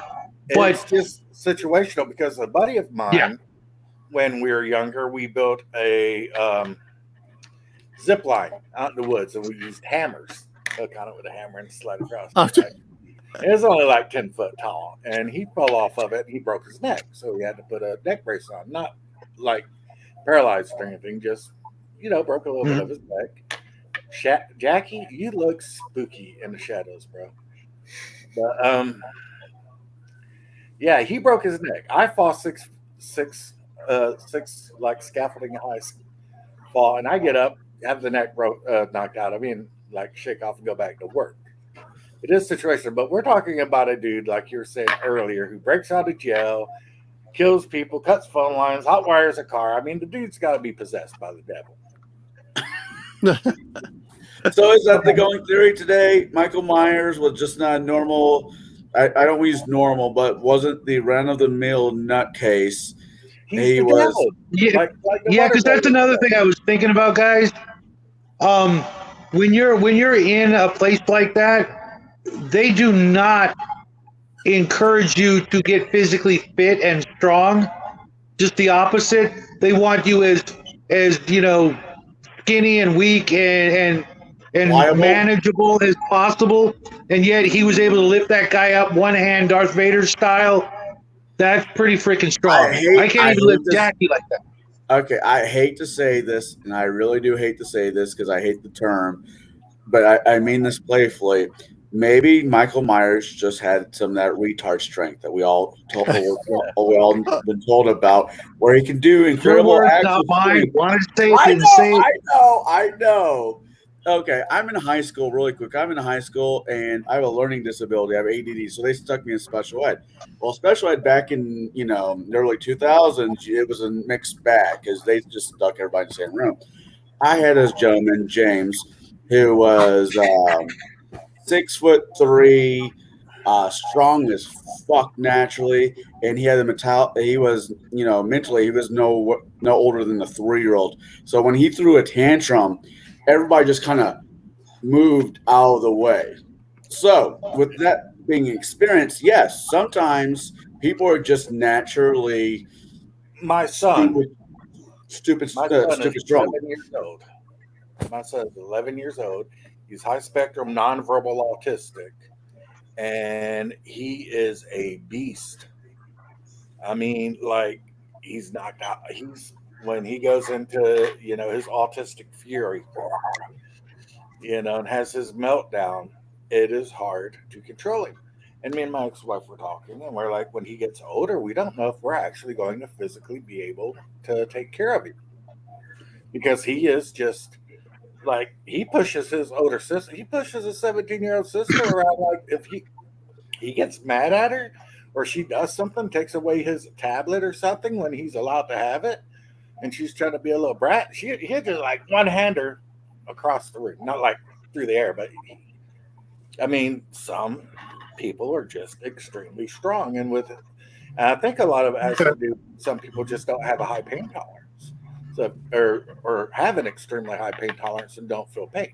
Well, if you're Michael Myers, you've been shot and stabbed and all of that stuff. You're not feeling that pain, obviously. So it's going to make it where you can do a lot more than a normal person can do because you don't have your pain receptors are not wired up to stop you from doing those things. Yeah, I You mean, know- one person was dragged across the road for a couple miles, and they didn't feel it. Yeah. I mean, Yeah. I'm not saying that he is normal by any means, but I do think but that's one of the reasons I like the original Halloween is it didn't feel that he was supernatural. He may have been kind of what we consider superhuman, more like people consider David Goggins kind of thing. Well, I like him better than Jason though because at least he's never been to space. The original Friday the 13th I enjoyed for the exact same reason. The person killing everyone was not supernatural. It was the mother. And Yeah. it wasn't until the very, very end where all of a sudden, Jason actually comes up and drowns him, from the water. But I was like, but I kind of like that aspect of, like we're talking about it, at least we're having discussion where it's on that borderline, and that's fine. I don't You have want true horror? If you want true horror, you want dude from Psycho. Oh, what did anyone see the not? And I never really understood the movie. It just seemed weird when I was listening to something. I mean, it was okay, but anyone remember the Marathon Man? Oh, damn. That is a great movie. Oh, my God. That is I don't hard. think I've ever seen it. The Marathon. What he is he's a. I mean, I'm not going to give away, but there's this part where he comes over and he starts. He practices dentistry, and he starts going in, and just hearing the drill sound. I can see your eyes right there as he goes in. Yeah, it's like,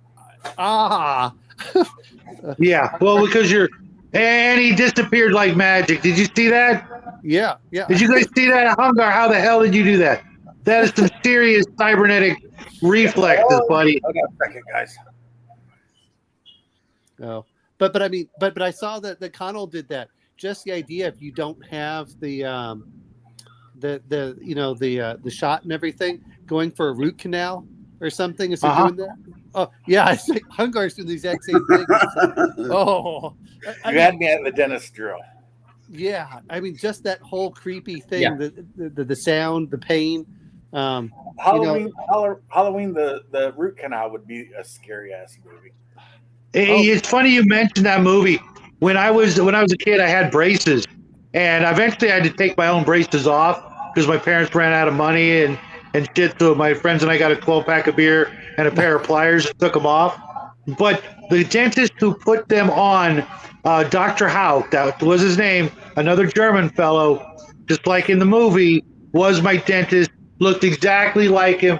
And of course, my dad had sat me down and said, "You got to watch this movie, kid." So I watched the movie by myself, just pissing myself, knowing, the nerve endings are the most sensitive thing you have in your mouth, in your teeth. There's no pain greater than a toothache. I don't care what anybody says. I'd rather give birth every day of the week than go to the dentist every day of the week. If you have not seen that movie, but if you don't want to, I don't blame you because it's horrific. But that was an intense movie. So, and the ending was so good, so good. I've done some. Hunger's gone. No, I agree. I agree with the whole mouse situation. I've done combat sports since I was a kid, and anything that it does with the mouth just shuts me down. There's no way around it. Anyways, we got about 20 minutes left. I got one question. I got really.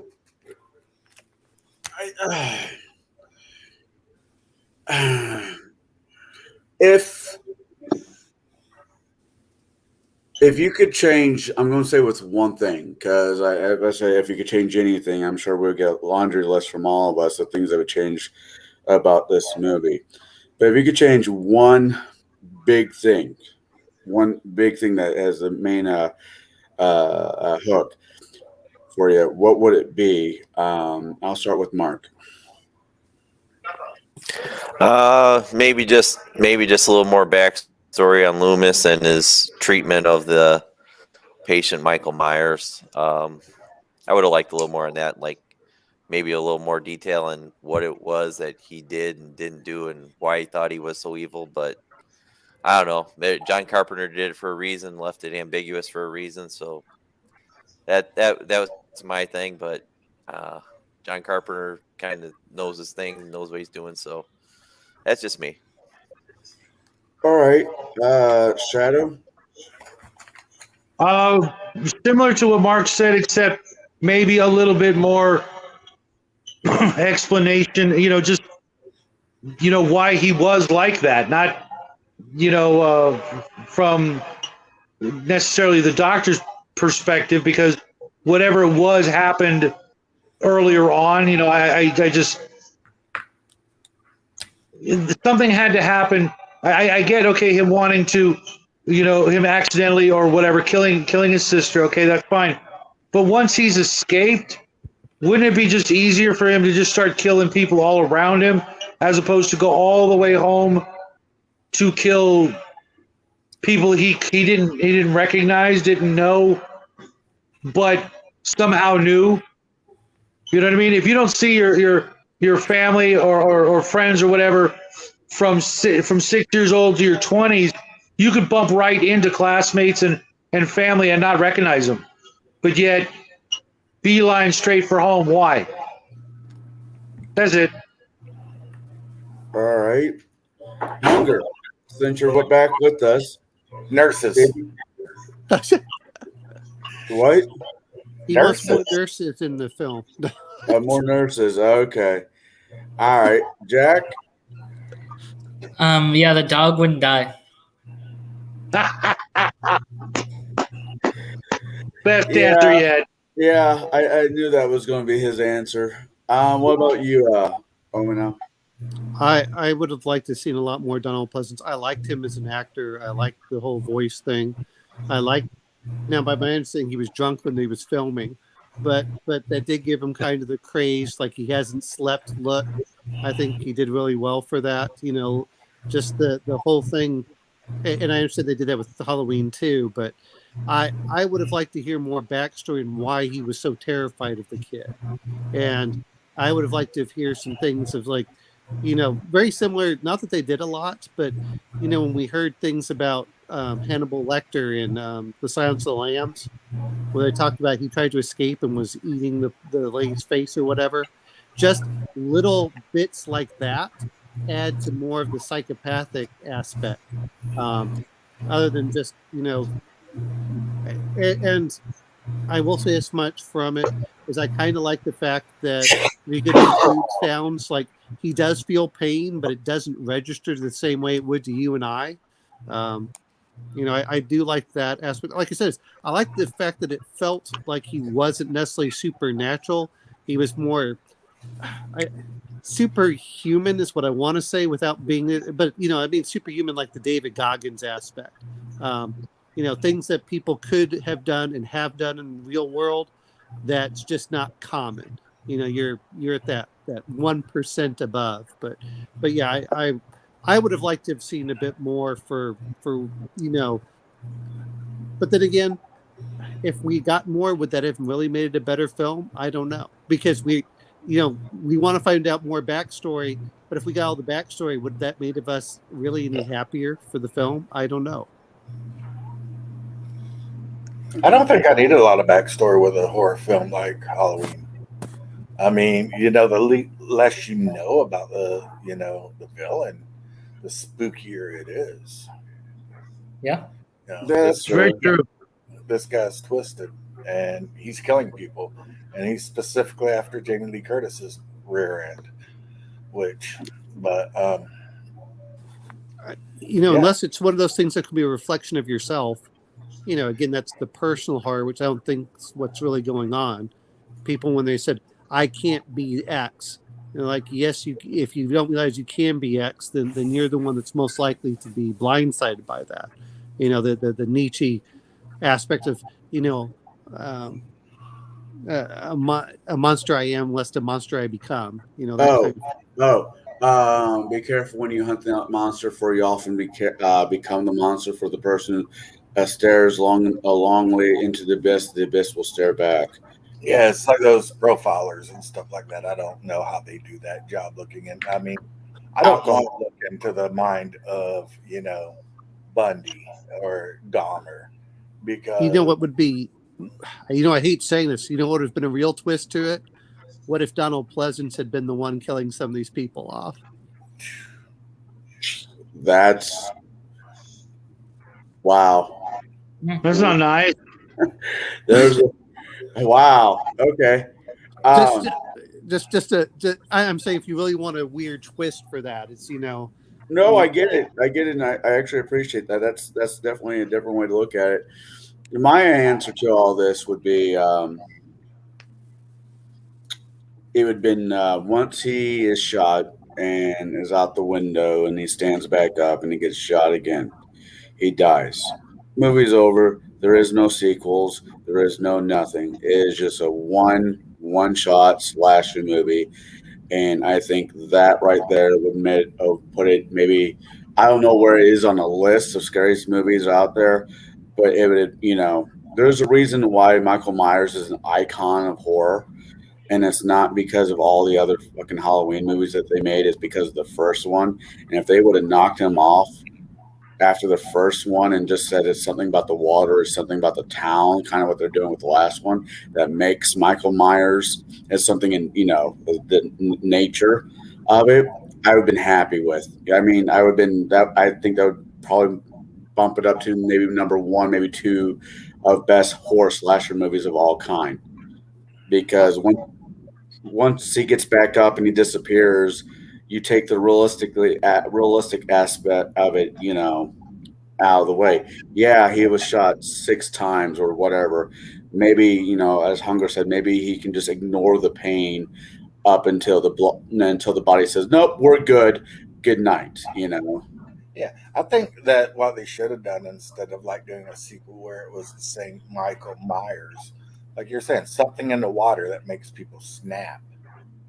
And what do? They fall back on the legend of the first one. So they go out and find a Shatner mask and turn it inside out and start trying to kill Jamie Lee Curtis. What are we talking about? Didn't they do that in The Shining? The Shining, I think that Jack Nicholson just went crazy. No, by my understanding, it was the house that possessed people. So it wasn't just him; it affected everyone that went. Yeah, there was something about the hotel that if you were at all sensitive to that stuff, it would supernatural. If you had The Shining, yeah, but which is what they called having psychic powers.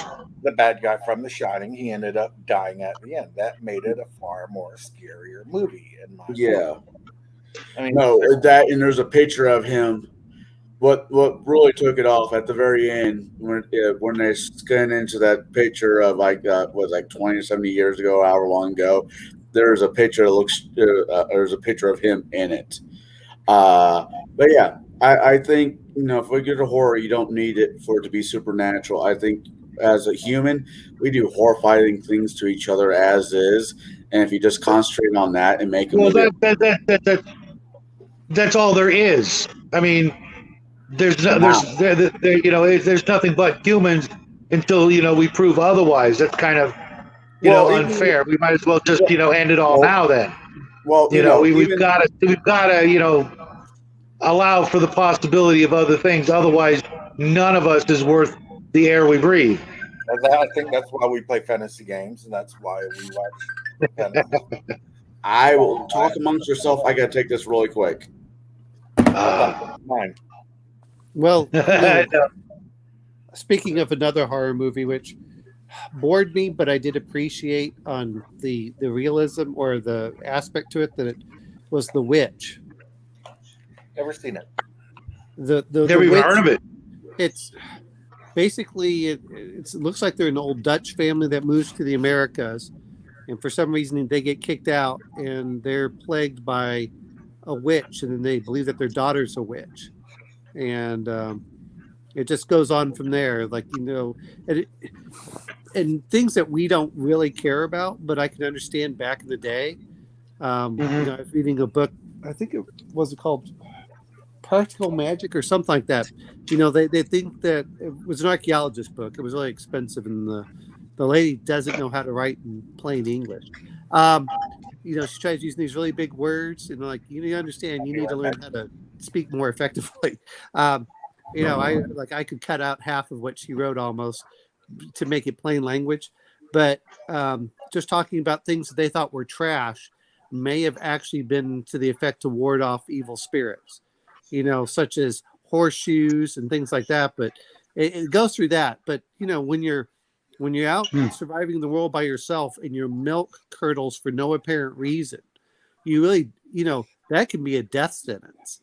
And we don't think that way nowadays because we're like, oh, well, we can always get food. But back then, witches were so terrifying to people, and we laugh at them now, but they were truly terrified of just the things they went. And they go through the usual, using the baby fat from a boy and using that to fly and stuff like that. It's like the movie Warlock.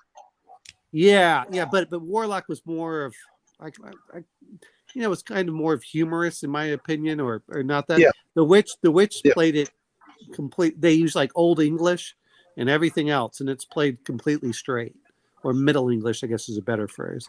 I thought it was well done, but to me, it's really boring. It's not one of those I'd want to watch again.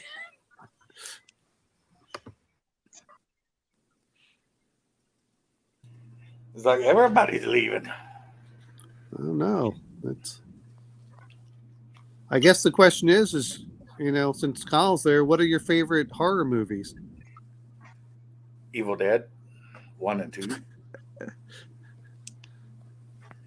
I mean, yeah, they did that on a shoestring budget. Bruce Campbell was actually picking up chicks in bars so they could cut the movie in their apartment. I mean, I like the low budget, cult classic stuff. Wicker Man, terrifying. Fire in the Sky, man. Fire in the Sky. That movie just. Invasion of the Body Snatchers. The movie that scared me most in my life was the original Night of the Living Dead in black and white. Oh, yeah. That was well That's done. a good one. Oh, that was a good one. Look at that Bond. I mean, that's like right up there with H.P. Lovecraft. In the way that that concept took off. Yeah. Just that was terrifying when I first saw it. I was like, oh my God, zombies are going to come and eat us. Hellraiser is what Chimerian says. He got. I liked Hellraiser a lot. I thought it was well done. Hellraiser, the first one was really good. Yeah. The second one was okay too. So after that, I went, nah. It has been so long since I saw that movie. I know I saw it, and I remember bits and pieces of it. I really have to see it again because it's like getting jumbled up with memories of so many other things that it's hard for me to comment on that one. But you know what? There is a little unfinished business we have. Mark? Yeah. What are we doing next week? It's your turn. I want to do Day the Earth Stood Still, the black and white.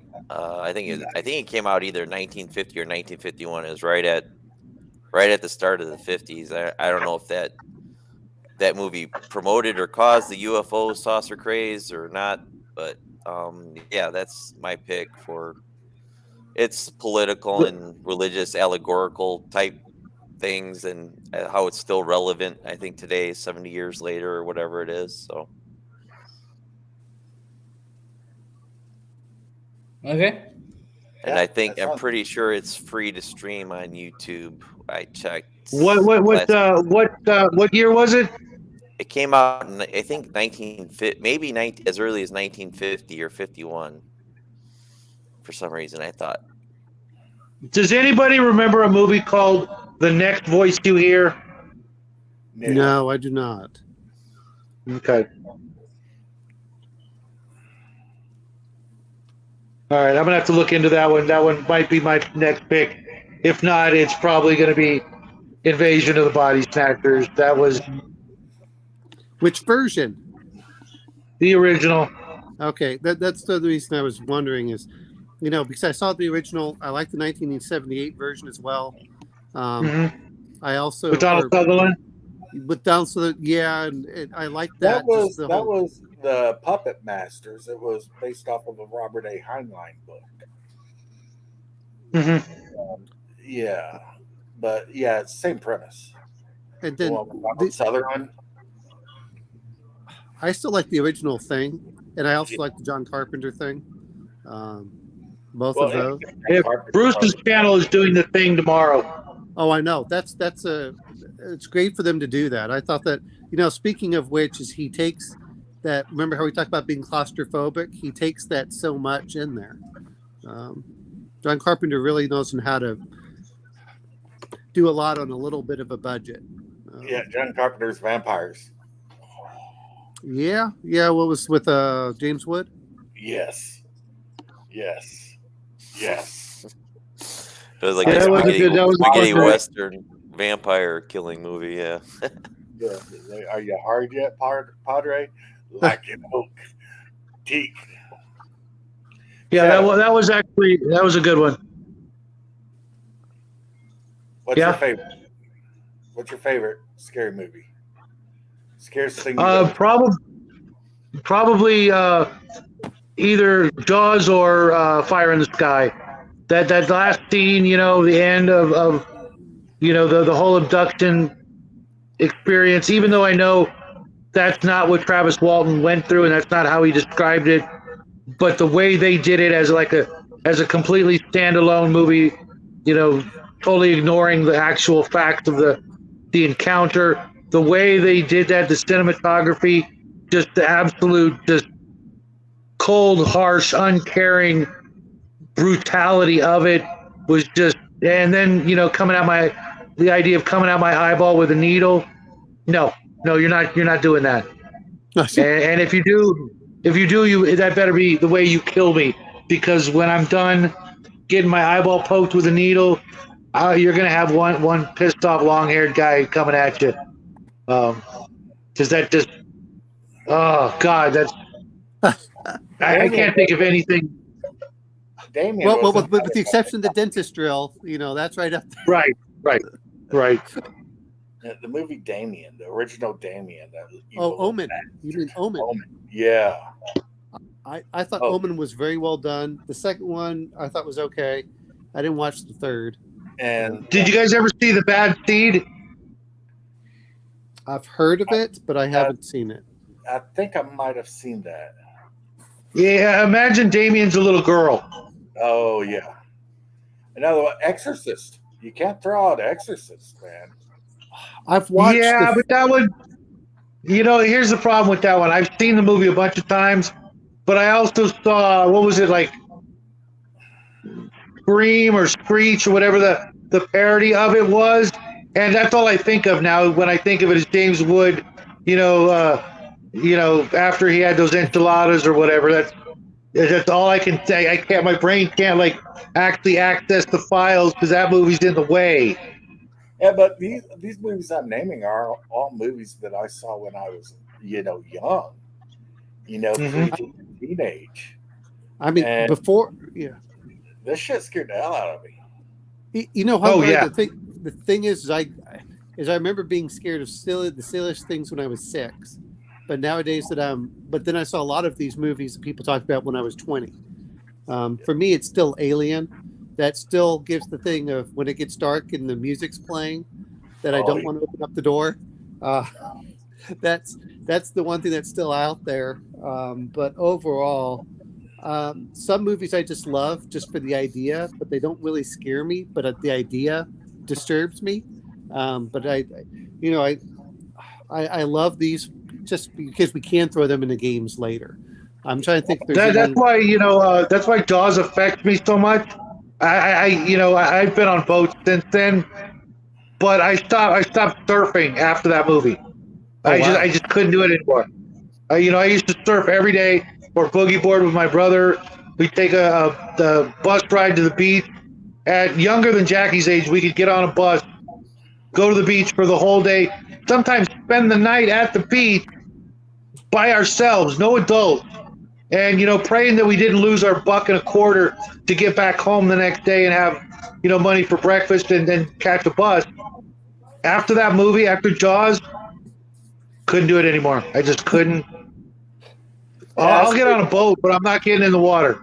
I stayed away from bodies of water after Jaws when I was younger for a while. Living as close as I did to the beach is like, yeah, let's go to the beach. Yeah, let's not.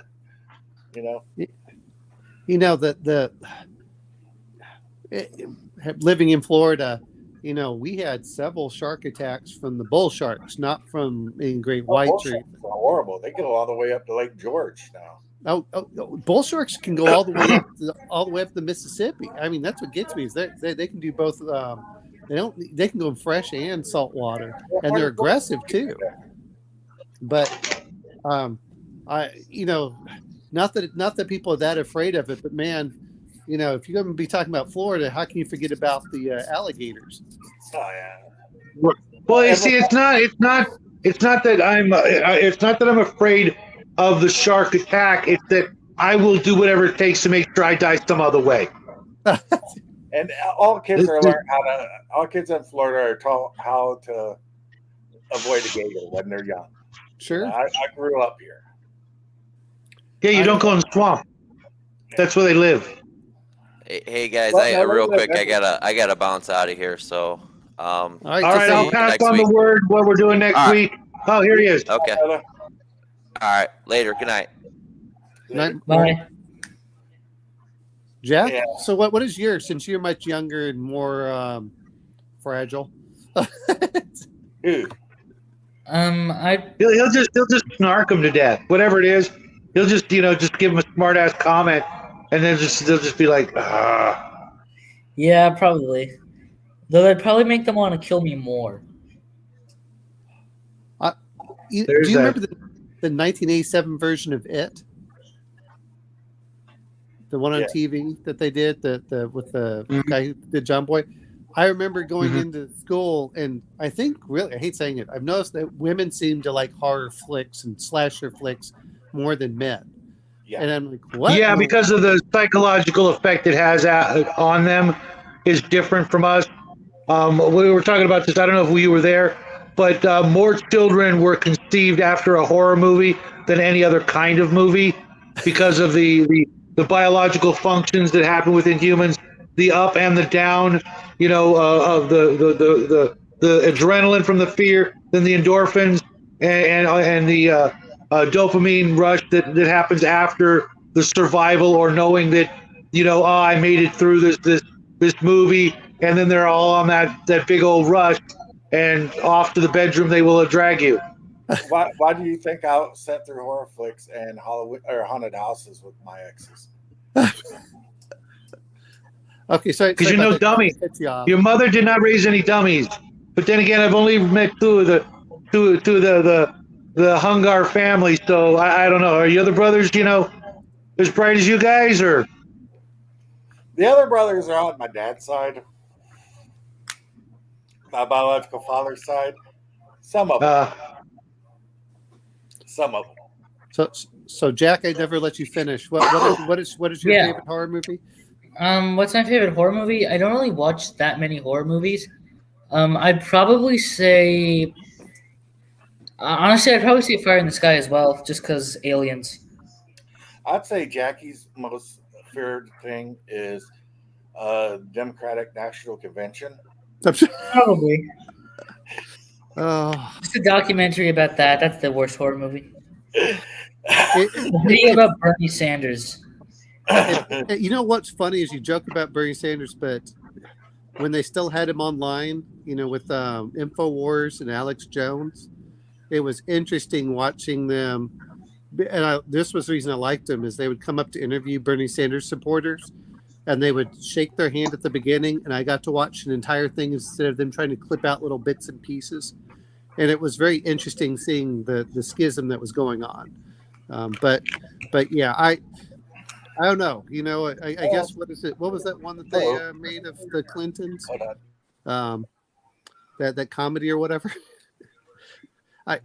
What's the real horror film nowadays? I think right now it's going to be Doctor Strangelove because it seems that's the way that we're going right now.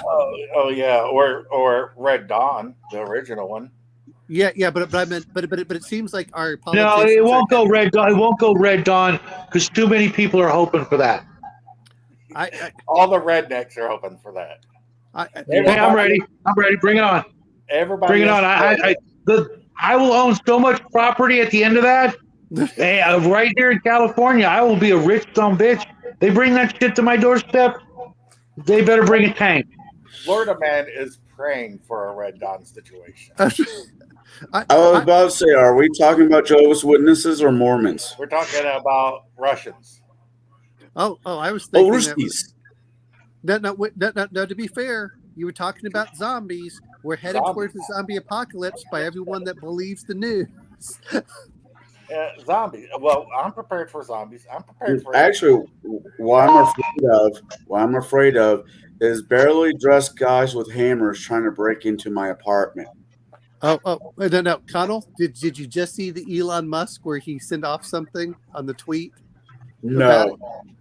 He just said he gave a link where apparently it was a male prostitute that was there. They've been spreading all this thing, but God,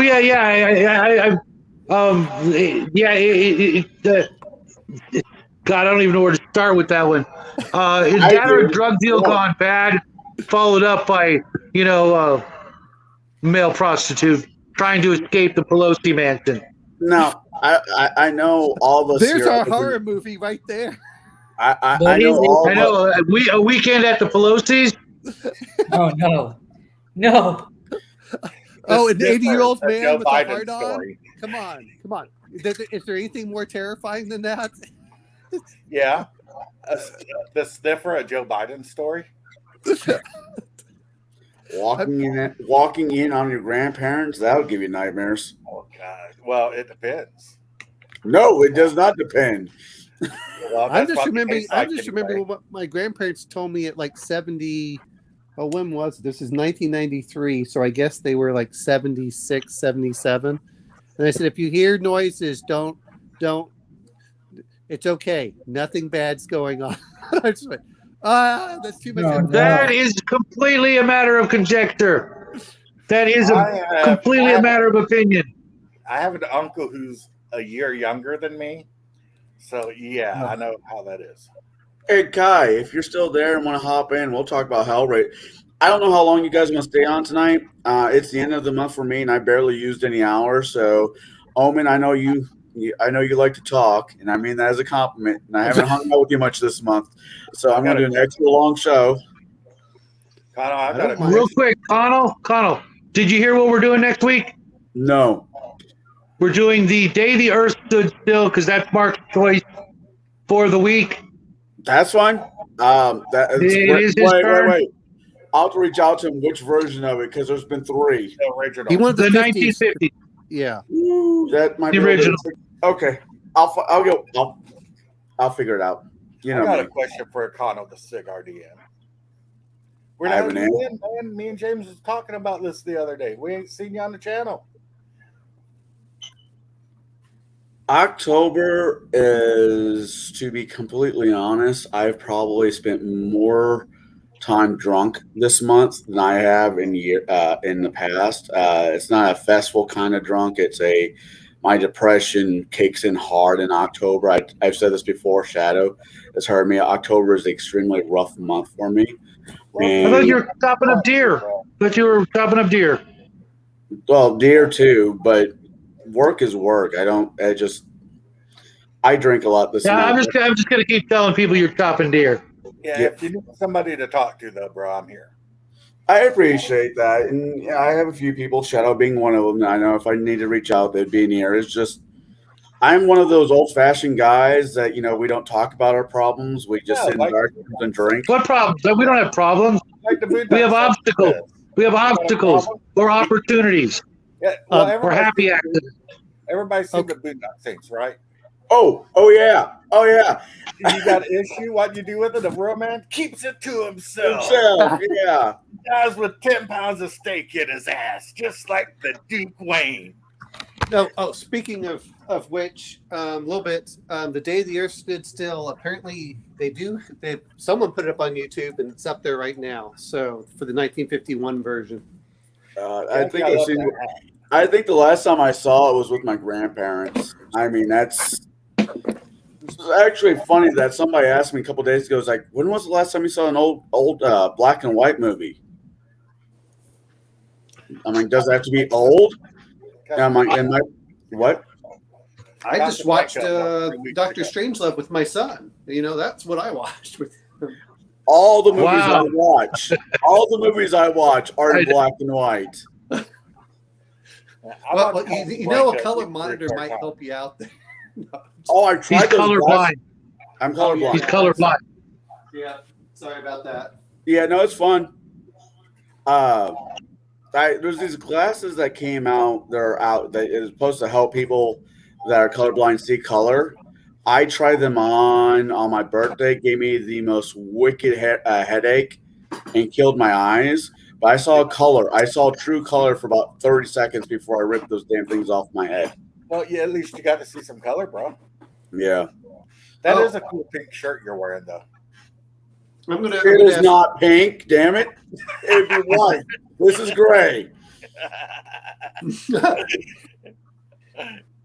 I've heard that's why That's women funny. used to say that they have to do it, But I've also heard that they say that if you're truly black and white colorblind, Yeah. not red green, but all you can see is in black and white. That a lot of times you can see ambushes and things that other people can't. When I was 18, a guy comes into. And I'm pretty sure they'll do it to Jack when he's of age. They will have the recruiter come to your high school and talk to you. Well, the local recruiter heard that I was colorblind, and he showed me a bunch of different pictures. And it's like, can you find where the person's hiding? And I'm like, sure, here, and there. And he's like, if you ever want to join the military, we might have a job for you. White man? Because camouflage apparently does not work well for somebody who's colorblind. Yeah, because it's to break up For that what? pattern, and you can't see the pattern as much. It just Oh, they're on the wall. I told my kids when they were younger, Everything was was about in any black of and white until like the first colored movie came out, Huh? and that's why all the old pictures and stuff were in black and white. It was so great. They believed me. So I got a joke for you guys. I'm going to change the last names because if I don't, it was originally the joke was I heard from Guilford Godfrey on an interview he did. But I like this joke, and it seems appropriate for the time. There was a accounting business of McIntyre and McDonald. Well, they're in the office one day and they're going over the books. McDonald has a heart attack and he falls on the floor, and McIntyre calls the ambulance, and McDonald goes to the hospital. The next day, McIntyre calls the hospital to see how his partner is doing, and the nurse says, "I'm so sorry to tell you, but McDonald's died last night." He's like, "Oh, okay." Well, the next day he calls again and is asked, how is McDonald's doing? And the nurse is like, he passed away yesterday. I thought we told you this. He's like, "That's the things." He hangs up. He calls the next day, and the nurse recognizes his voice. He's like, I don't know if you need to talk to somebody at McIntyre, but we told you McDonald's died a couple days ago." He's like, yeah, I know. I just keep wanting to hear it. Oh, jeez. That comes back to the old joke of half the people at the funeral were there to pay the respects, and the other half were to make sure he was actually dead. I have an odd feeling that the day that I do die and my funeral does happen, it's going to be that's going to be my story. Shit, I don't think is actually dead. I don't think so. I think everybody be mourning your silly ass. Well, Jade from Table Breakers and the other things, he's known me for a long ass time, and he's of the opinion because he's known me as long as he says I can't die because he's seen me do some really stupid shit over the years and come back from it. So I think I'm going for the total surgical surgeries. Yeah. Book thing. Just because it's Halloween and we might as well get kind of creepy there. Yeah. Seems like your leeches? Leeches. Fish bait. I saw what was that? What movie did I see? Puppet Master. Not the it was the one with the actual puppets. It was the Dark Moon Castle Puppet Master. And part of the thing is they used leeches, and that made me think of Omen now. Why do you have leeches? What's that? Are those for fish bait? No, I actually use them whenever I get inflammation. Oh. And they work because otherwise you're taking a bunch of drugs. And I went, I was like, look, and my son saw it too, is man, they worked so well for reducing the inflammation around the, only works for about 24 hours, but man, they put in, it reduces the pain and then it really reduces the swelling. And I was like, wow, that just made it so much nicer. And then usually I heal up faster too. So I should try leeches on my knee. That's what I'm hearing. If you want to work, the problem that I have, and see, a lot of people kill them, but I'm like, I'm not killing them. They become pets, but they can live for 6 to 10 years, but none of mine have lived more than a year, unfortunately. So, how do they taste? I imagine, probably like a regular worm. I imagine if you cook them in butter and garlic, they'd probably taste like snails. Yeah, it probably tastes like escargot. No, with a really high iron taste behind it because of what they are. Yeah. There's that. Well, they also have these little teeth that you probably find that little crunchy bit in there from the teeth. What is it? Like lipids. I'm going to bounce, guys. All right. Take care, Hungar. Get better, man. Yeah. Take care, Hungar. We'll see you tomorrow, right? Yep. I'm waiting for that stupid MRI. Hopefully it'll be done. Hunger, whenever I'm doing the show, you're always welcome to join. Awesome. Thank you. And same with me. If I'm ever on live and you want to hop in, hop in. Will do. Awesome. You guys have a good night. I'll probably have you too, man. Don't give the nurses too much hell. Oh, I will. Just enough. Be like Bubba Hotep. Fucking Hellraiser. Yeah, Hellraiser. Hellraiser's a fun movie. It's the first three. One of those that there was another one. What was it? I liked some of his stuff. What was the other one he did? Nightbreed. Yeah, Nightbreed. I saw that movie when I was a kid because it came out in the late 80s, and I thought it was just some weird fever dream because I could never remember. I saw it once and I never saw it again. And then I saw it was on TV a couple of years ago. I'm like, I know this movie. My friends and I would say, even if it's a bad movie, a lot of times we would get it for ideas for a game. Oh, I can definitely see that. I don't know. When it comes to horror movies, my top 5 horror movies, I mean, outside the iconic ones, have to be Cujo. There's a new one, Dr. Sleep. That's the sequel to The Shining. Okay, I've heard that one. I haven't seen it. It's actually really good. It has the guy who played Obi-Wan Kenobi in it. Ewan McGregor? Yeah, and I like him as an actor. Oh, fucking what was it? The Island? That's a Oh horror yeah, yeah. movie. If you that's a horror movie. I don't care what anybody says. Oh, where they grow you in there so you can Oh see yeah. parts. Hey Shadow, did we do Logan's Run? I like Logan's Run. I'd love to do that sometime. The day that's that. There's a Christmas movie coming out in December. I think I want to see. It has the guy from Stranger Things playing Santa Claus, and it's like a Tim Allen Santa Claus meets Bruce Willis Die Hard. No. Oh, did you see I the saw one? the ads. Was it last year or something where they had Santa and the with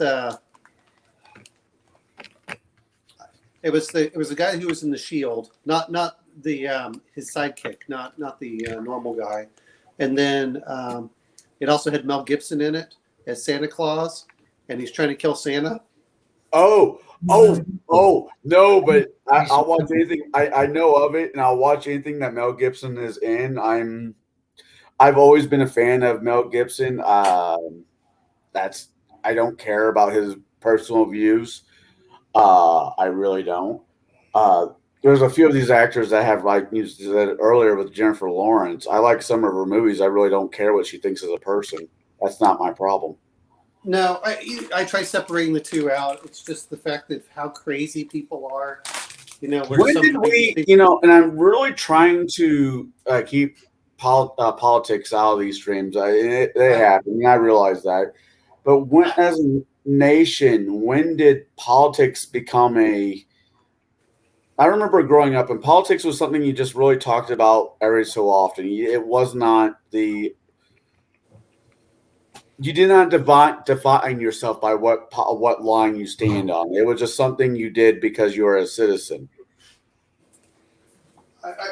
Well, and to be fair, a lot of these horror movies, we're talking about the, where they talk, a lot of them were based off of, the Cold War politics, but it was subtle.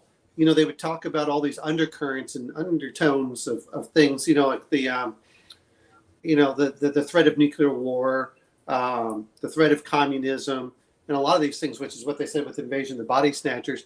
But they were more subtle. It wasn't, I'm going to knock you over the head and I'm going to tell you everything and the way you're supposed to think, and it's a clear cut good and bad. But no, I like those films that make you think. Like, is this really where we're going? That's ignoring the big blockbusters. But I was just joking about Doctor Strangelove. It seems like we're in the world now of Doctor Strangelove, and we're just like, what are we doing? And the sad thing is, as much as everyone talks about politics, for the most part, this is why I love games. Games were the opportunity to bring people together that may disagree about certain things, and especially for politics, and we'd sit down and have fun. That's, that's the enjoyment is, earlier in the year before the invasion of Ukraine, I was playing with some guy from Mariupol, and we were playing Cypher System, and that's that. All I can hope is I hope he's okay. Yeah, I've been trying to avoid a lot of the conversation. I know everybody has their different opinions on it. I have family over there, and family, a family that I actually like. So it's just when I hear people talk about it, I just normally just keep my damn mouth shut because I'm not going to argue about it with anybody. I think what is going on is incredibly wrong, and I think as a global country, we should, I don't know. I agree too. I think that's where most people are. Is let's stop aggravating everything and try finding a peaceful resolution. And it seems just ramping everything up. I'm like, well, no, that was the great thing about the '90s. The '90s. I hate saying the Soviet Union had collapsed. We did, we had won the Cold War. Everything was hunky dory, and I don't know what happened. I heard that it's because of clickbait and social media, that they wanted to have everyone at each other's throats. I mean, that's part of the reason I refuse to use Facebook anymore, because all I did was sit there and argue with people, and I went, it's not making me a better person. I'd rather discuss movies like we're doing, or video games, or, even if we bring stuff in, yeah, okay, that's, and everyone gets made fun of. I don't care who it is. The old George Carlin. Hey, I'll make fun of Republicans and Democrats. Okay, good. I'm very much the same way. As much as I pick on Trump, Vic Winkle needs to go home and hang out with his grandchildren. How could you say such a horrible thing? Those children did nothing wrong to deserve that. For which part? Sorry, I missed that part. Rick Van Winkle. Oh. He said Biden should go home and spend time with the grandchildren. And I said, what have those grandchildren done to deserve that? Oh, okay. Yeah, that reminds me of the Groucho Marx joke, if anyone saw it, where he says, why would I want to be part of any organization that would have me as a member? Yeah, I thought that was Woody Allen. No, Groucho Marx did that originally. He did a lot of that Oh, stuff. then Woody Allen stole it from him. Gotcha. Yeah. Well, It's like, yeah. I had this huge argument with a buddy of mine locally about a movie, and he's like, I hate Charlie Chaplin. I'm like, why do you hate Charlie Chaplin? Because he supported Hitler. I'm like, wait, what? Hold up. Oh, dear God, what an ignorant son. And you call this guy a friend? He's incredibly smart when it comes to like medical stuff, but everything else, he's just kind of an idiot. well, I'll be honest. Hitler. Is my father and I disagree about world events, and to be fair, he knows people in the know, but that's not what's going. Because I try looking at other statistics, that's not what's going on. But at the end of the day, it's okay for us, but we're living in two different worlds because we're getting two different information sources, and we really won't know what's going on. And I think that's what really surprises me, is I used to think I was well informed, and the more I learned, the more I realized just how manipulated I was when I was younger. And We all were. Oh yeah. And I'm like, Charlie Chaplin, why do you think Charlie Chaplin was a supporter of Hitler? Well, he was a communist. Well, Hitler hated communists, so that's argument's out. He's like, well, what about the mustache? It was a very popular mustache in the 19th century at that time period. Well, he only did it because of Hitler. And I'm like, have you not seen the movie Great Dictator, where he makes fun of Hitler? One of the world's best speeches came out of that movie. And he's like, but see, that's what's so great about some of these films is when you look at, just like I hear people talk about the letter M. If you want to talk about somewhat of a horror film, it's about a child murderer, and he's killing kids, and it's causing so many problems. It's a German film. He's causing so many problems that the Thieves Guild basically gets together to find him. And at the very end, they find him, and he's put on trial by the thieves because he made it so hard for him. And to me, it's a very interesting film. It's anti-Nazi, and I went, well, maybe it is, but I don't see it. And again, I didn't grow up in that time, so I have a different view. But I like Casablanca. I know that's as much of a girly film as you can get, but I think that's a great all the film. gin joints in all the world. Yeah. No. My favorite line is, Rick, I know you despise me.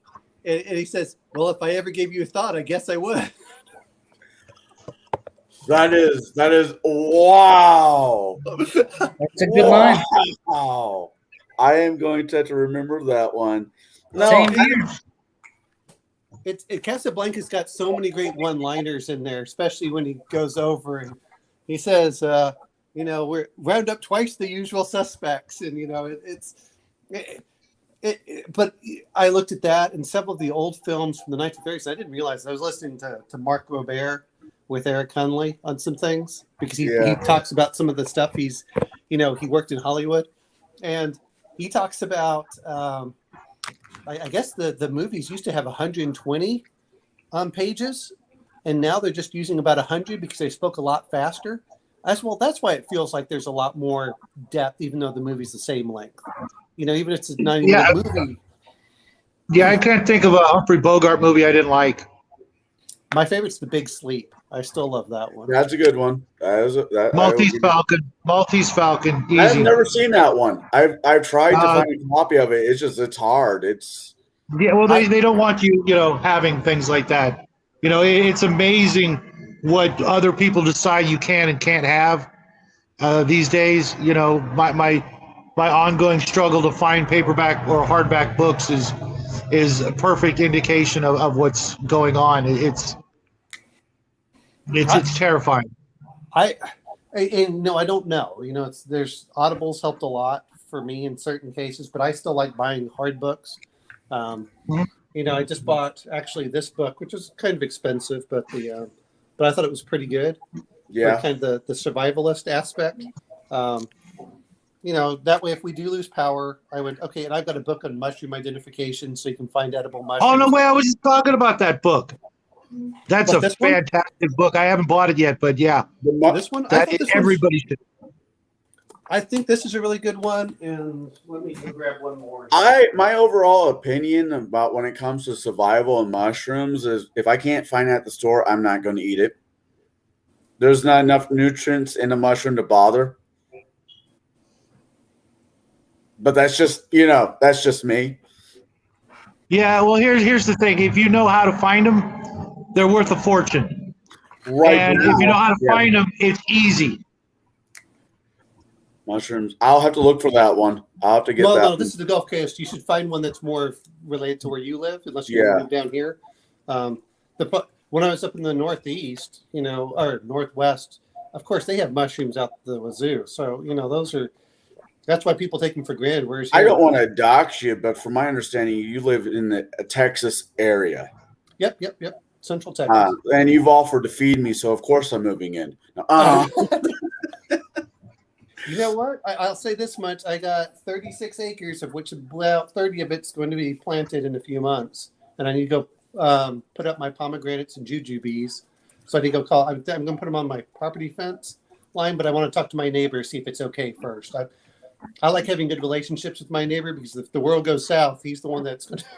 The whole line, good fences makes good neighbors, is an actual bullshit line. The fence company, it came out of a commercial for a company that built fences. But if you actually look at it, people that are reasonable with each other, that don't have fences, it is not. This is mine, that is yours. I just totally disagree. That's a commie thing. Get that fuck out of here with that shit. I want a wall around my house. I want a wall around my house so tall I can't see my neighbors. Abraham Lincoln's dad thought the moment you can see your neighbor smoke, even if it's a mile away, it's time to move. Well, to be fair, if you've been to Kentucky, that was, it's not like I've been in Michigan and I couldn't see through 5 acres. And then for my property, I can probably see a good mile and a half or so. Oh, here in Illinois, outside the cities, you have cornfields and soybeans. I mean, yeah, but unfortunately, come January 1st, you're going to wish you had trenches and barbed wire and machine gun nests. I look at this way as long as I can get away from the crazy people. The hippies are already doing their gardens, but it's all the ones that are the Kool-Aid hairs. They're going to be one is they can't afford gas to go anywhere. And another one is that they can barely, if it isn't on a GPS, they're never going to find it. A couple of Fridays ago, Kool-Aid hair. A couple of Fridays ago on Max Chill Stream, we were reviewing a video and we I was meaner than I probably should have been. But one of the local guys I know around here watched it. And he wants to make a shirt that says "Beware of danger beards." You know what though, and I'll say what actually constitutes Kool-Aid hair? What? What actually constitutes Kool-Aid hair? When you dye your hair multiple different colors other than blonde, brunette, or black. It's basically like anime, except it looks bad. My daughter's a blonde and she dyes her hair every once in a while, but it's that chalk stuff and it washes right out. And I'm always of the opinion she's a child, and B, it's not going to damage her hair. I don't care, whatever. She makes dresses for she's a very artistic child. She sews little dresses for her dolls. She paints and everything else. And if she wants to dye her hair, whatever. I mean, I have other things to be concerned about right now with my daughter, other than what her hair looks like at this minute. Well, see, the problem is though. Once upon a time, the women that dyed their hair purple and pink and blue and green were actually cool, and now they're the absolute freaking devil. Well, I'm at the grocery store and I'm with my brother, who apparently this was not genetic. Me being colorblind was not genetic because he could see colors. And this old lady comes by, old. He's like, "Look, it's an old blue hair." I'm like, "What do you mean old blue hair?" Oh, Hey, my grandmother had blue hair. Right, yeah. Or pink hair. I mean, Here's what gets me about it is the women who used to dye their hair used to be attractive, and nowadays it's kind of used as a way to repulse men. I'm like, fine. I really don't care one way or the other. At the end of the day, like everything else, there's some cool people. There's some that are not. I'm not, speaking of like horror films and everything else, I think they're great. When I was Jack's age, that's all I was probably watching between the ages of 13 and 16 about every horror film I could get my hands on. I am going to probably get a PDF file of it, but I'm going to get the new. I'm going to catch some hell for this. Space Jammers. Okay, what is Space Jam? I'm not familiar with it. Space Jammer, Spelljammer. Oh, okay, yeah. And I'm going to do a variation of Killer Clowns from Outer Space. oh no. Well, on that note, I guess I'm going to be leaving. Oh, I hate clowns, Jack. I'm not. No, it's because I need to do something today, and it's getting kind of late over here. All right, So- Jack, or Okay, Jack. Mr. Shadow. No, I can't call you Mr. Shadow. Mr. Black. It Yes. was nice for you to join us. We will not tell him by your name, and don't worry, Wixink will, won't have to be worried. Yeah, I mean, you can kind of see my face right now, I think. No. You do look like you're in witness protection program right now. I was thinking we were watching the X-Files there for a hot second.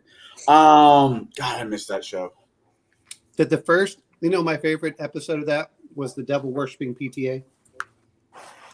Oh, yeah, and the fucking substitute teacher, they didn't include it, but the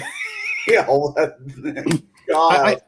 I That's pretty like the accurate. X-Files whenever they didn't deal with aliens. That was my favorite when they were dealing with like kind of the other stuff.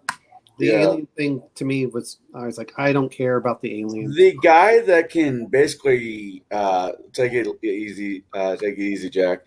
But the guy that put himself in cocoons for like 75 years, that one weirded me out. That one gave me it took me at least a week and a half to get over that episode. And then they brought the son of a bitch back. I'm like, no. No, wait a minute. Was he the one that that would get everyone's fat or something like that? Or was that different? He was eating people's livers. Oh, okay. Then the son of a bitch shows up in the Green Mile, the Tom Hanks movie. Mm-hmm. And I'm like, yep, it's that son of a bitch. It's going to be climbing through the walls. There's so many. There were certain things that were very classic about those, and the Amish aliens.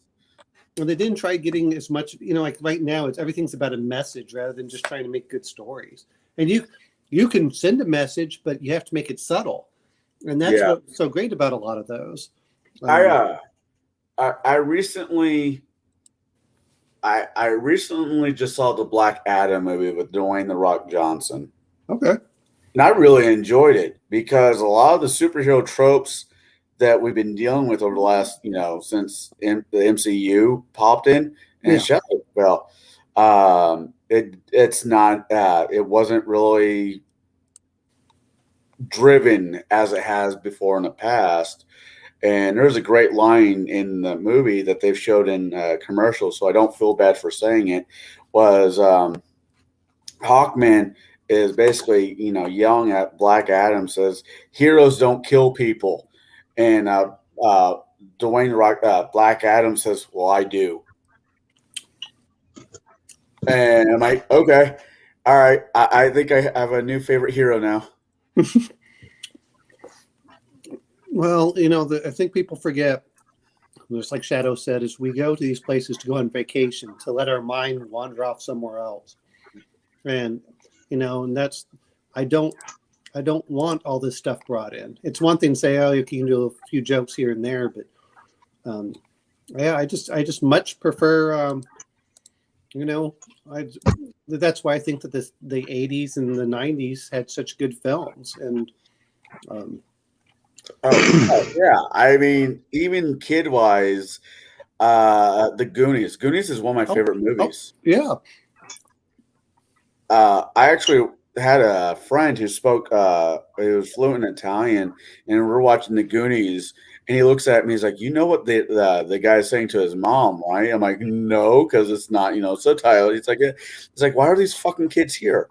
He's like, "It doesn't say that." He's like, "It does." I'm like, "No way." But because it was an Italian, and Americans can only know one language, and that's English. They got away with it. It's Well, like go for it. Well, my friend talked about the Jack Black film where he was playing the lucharo or whatever where they do the Mexican wrestlers. I know movie. Well, my friend speaks fluent Spanish, and they're laughing their ass off in the background because they get to hear everything in the Spanish, and they're like, "Oh, if you understood this, you'd understand just how funny that film is."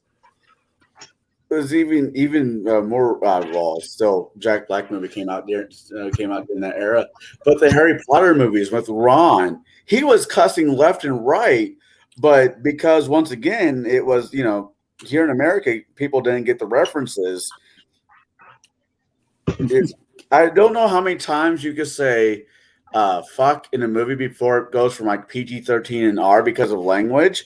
It's once or twice. Yeah, but bloody hell, Harry is basically saying fuck over there. And he said it I don't know how many times. Well, that's true. And I don't understand why, jokingly we'll say bloody. I don't understand the context for the British to view that as a horrible word. See, last time I saw you were hanging out with EO Geek. Yes. And for a Brit, he's actually not that bad. Oh. No, he's pretty cool. I actually like him. I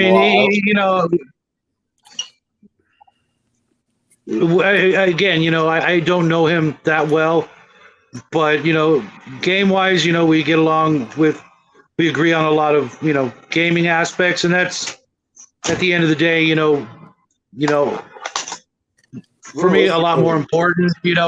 If we live next door to each other and other things were actually important, it would probably be different. I don't know, but it's really hard to say. When shit hits the fan, as they say, a lot of things are going to matter, and things like games, etc., are going to go completely on the back burner until shit gets sorted out. So I'm going to hope that those days are farther away than closer to us. But like I always say, whenever we get even remotely political, is if you don't do politics, politics will do you.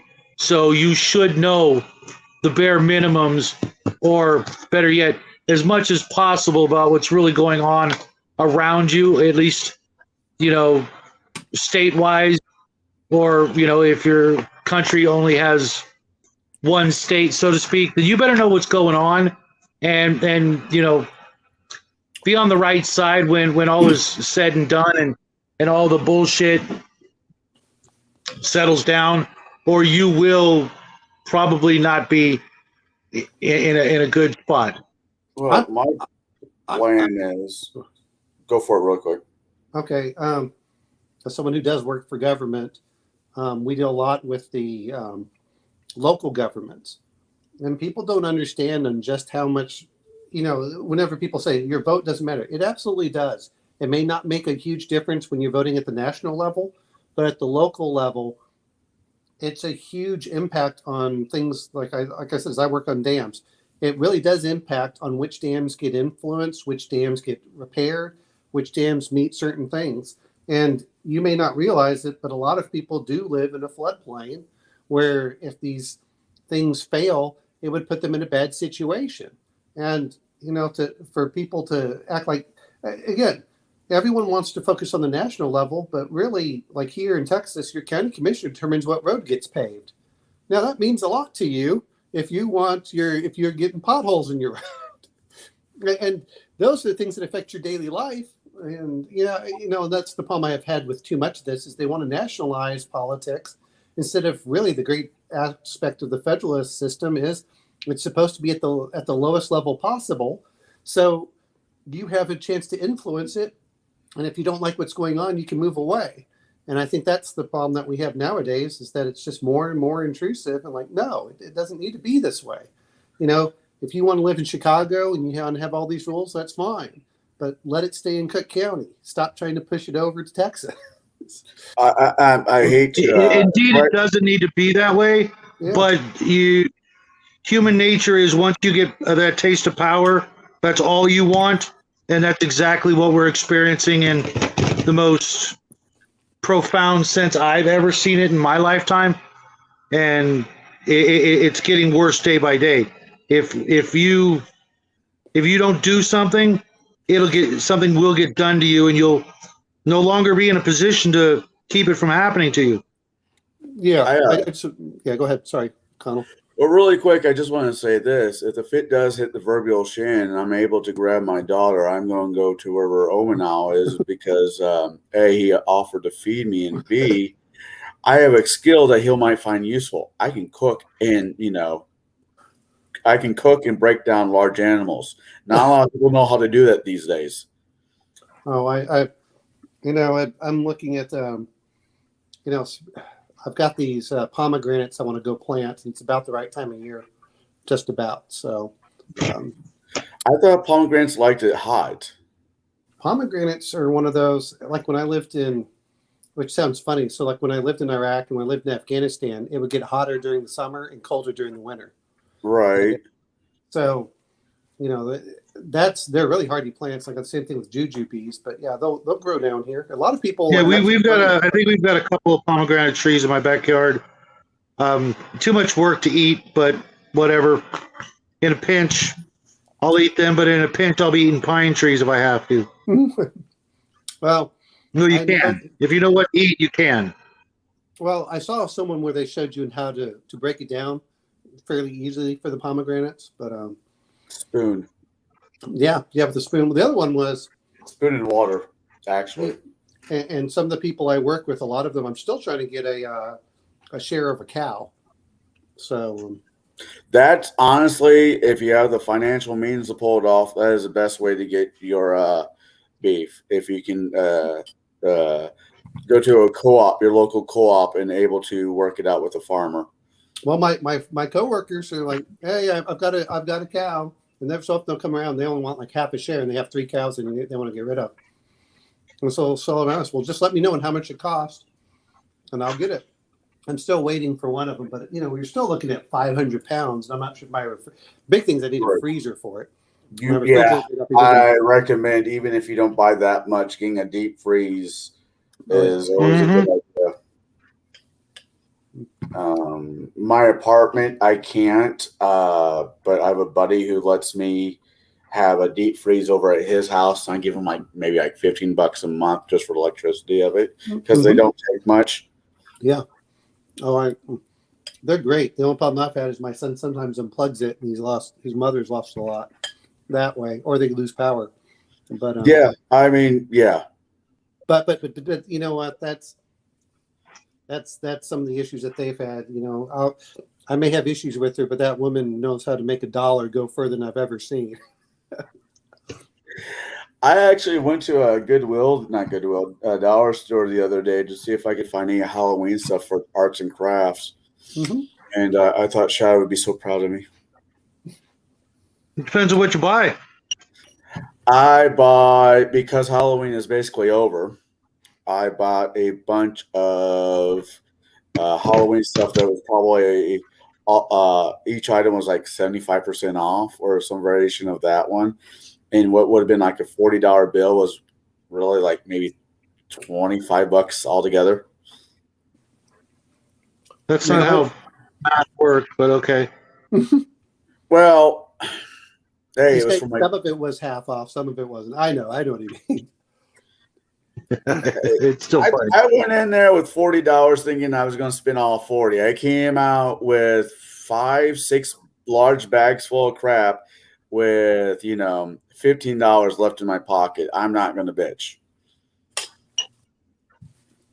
Cool. My Hope you son- got some good stuff. My daughter wants to make like a Baba Yaga hut, but using a plastic pumpkin. Oh, cool. My son finished up his movie last week. I guess they finished the filming, and then I got to sign him up for next month, which will be fantasy movies.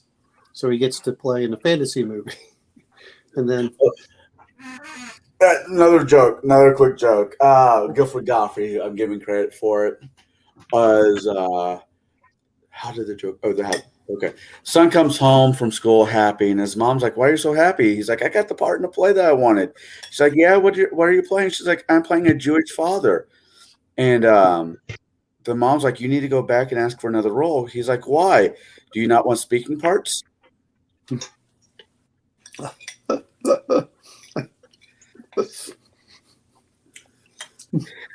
Me and Bruce don't agree on everything, but when it comes to good comedians, me and him are, yeah.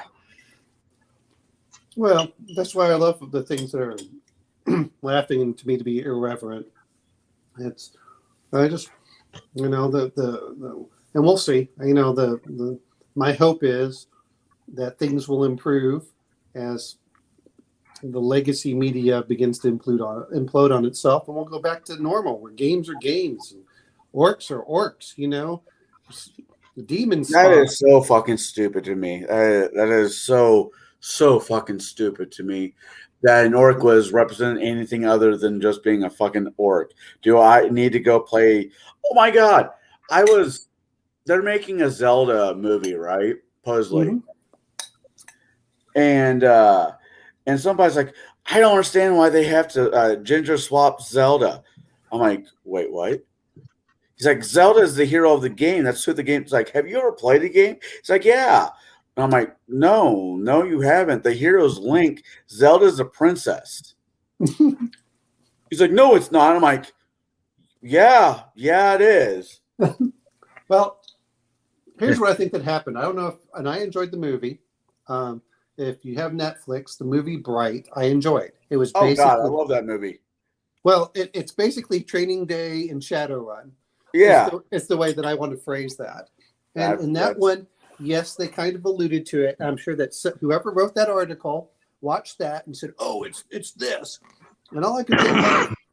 And the sad thing is I thought it was a great movie, and everyone seemed to pan it. Let me phrase that. All of the reviewers panned it, and like this is. They used to actually like really review things, and now they're just stuck up snobs that hate anything that's popular. well, anybody who gets paid to review a movie, I question. I don't mind you getting paid, but part of the reason I want you to get paid is give me a good, like back in the day, Siskel and Ebert used to actually be fairly decent. They'd argue about movies. Yes. One would agree with, one liked it, and one really didn't. They were honest about the movies. So it's like, hypothetically, if there was a movie, what was it? Shadow with Shadow names a movie that I haven't seen before. I know Shadow, and we're friends, and therefore I'm going to take his opinion over the movie because I know how he leans on things. Sure. It doesn't mean I'm going to agree or disagree with it after I see the movie, but if he tells me it's worth watching, I'm going to watch it. Well, that's how it used to be, even with plays and shit like that. That was before they realized how much money they could make by saying what the movie company wanted them to say by handing them a huge chunk of cash, saying, make people want to watch my movie. Yeah. Once that started happening, you want to know if a movie's good or not, you got to go watch it. Anything else is just Since I brought up Black Adam, right? opinion. A Rotten Tomato on Black Adam. Rotten Tomato gives it a 39%, so that's pretty low. But the audience score is 90%. You know what? Part of that comes down to, this is my feeling for it, is I hate saying it. Too many of them are stick in the muds who don't actually enjoy watching movies. I mean, when you look at a lot of the reviewers, I want to go, and I understand you get burned out if you've been watching 40 or 50 films a year and you have to go review them every week. But I like watching Angry Joe for his opinions because they're honest about them. But I also know, look, he's going to lean one way versus another. And I said, okay, I'm not going to, you're going to lean too far. You love superheroes. I don't. I'm not a big superhero fan for the movies. So I don't really care. I go over and watch them on my friend's, on his account whenever I go visit. But they aren't my thing. I understand why people love them, but they're just not my thing. I'd rather do other things with watching movies. But I think that's part of the problem. It's one thing to know that you're biased, and then you say, okay, look, I know I'm biased. This isn't my kind of film. It's quite another when you have to put some message, or like you said, Shadow, where, what was it, The Last Jedi or whatever it was called, where Disney is buying reviews and then deleting them and making sure it has a certain audience score. I said, that's, to me at that point, that's the problem that I have with it. Holy crap, that was yeah. And they're making movies, like you said, to promote an agenda more than to tell a story. I honestly can't think of the last movie I enjoyed at the theater in a long time.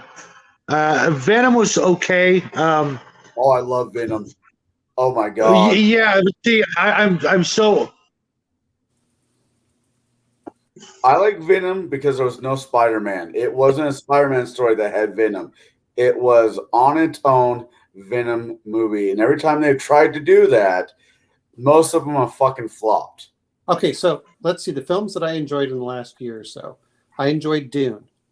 I enjoyed the first one, even though it was very slow. Visually, it was fantastic. I thought it kept pretty well to the book for what it had. I know people are going to quibble about everything I said, but overall, I understand that sometimes you have to make compromises to get the funding. But I thought that they did a pretty good job with Dune. The other one I can think of, this has been years ago, Lego Batman is probably one of my favorite movies in the last 5 years. I've heard that from a few people. I've heard it's really good. I just don't do Lego movies. It's hilarious. You needed to watch it. I mean, it's at one point they're fighting Sauron and the Kraken from and the Velociraptors. I mean, they're taking like all these different movie tropes and they're all sticking them in the same thing. And the other one I enjoyed, speaking of superhero films, was Spider-Man: No Way Home. That one was very well done. Oh yeah, Spider-Man: No Way Home. That broke so many damn records. It was a really good movie. The people who made that's meaningless. It breaks records. Everything that comes out breaks a record because there are more people on the planet. If you were to, compare it to, actual facts, right. Compared to, what percentage of the population is going to see it, like an old movie, it wouldn't be a record breaker. That's like, saying it's a movie. Yeah, okay, great. That doesn't make it better than the movie that came out before, because lo and behold, you're going to have this great movie, and 5 years from now, you're going to have this movie that's absolutely dog shit, but because there's so many people on the planet with nothing better to do, willing to spend their money to watch a movie because they're so bored with their own lives, that it's going to beat that movie. And it's going to continue on and on and on. My biggest problem is there needs to be a different way to judge things on merit, not on money. If it hits certain criteria, and I don't know how you would do that, but I'm so sick of people saying, the greatest, box office. Yeah, you know what? That doesn't mean anything. That's just a ridiculous. What gets me about it is I know what you're talking about, but for me, I look at it and say, okay, what percentage did it make over its budget? Like, we were talking about Halloween here. I mean, it made what? Almost 200 times its budget? The budget was It was like 300,000 K, and it made 70 million. Yeah. So but that still doesn't mean it was good. It just meant that people were bored enough and desperate enough for entertainment to go to the theater that particular moment in time and not demand a refund. No, I know, but I'm saying, but Spider-Man: No Way Home, regardless of however you look at it, is it's probably the best superhero film I've seen in a long time. I haven't liked the Spider-Man movie since Tobey Maguire stopped playing Spider-Man. No. They used Tobey Maguire in this one. No, but as the main character. Oh. Well, no, this one is well done. Trot out an old actor is nice, It's nice fan service, but, I've hated every actor that's played Spider-Man since then. They don't embody Peter Parker, in my opinion. Other people are going to disagree with me, like Connell, but to me, they're too Hollywood. They're not acting. They're just, it's all about,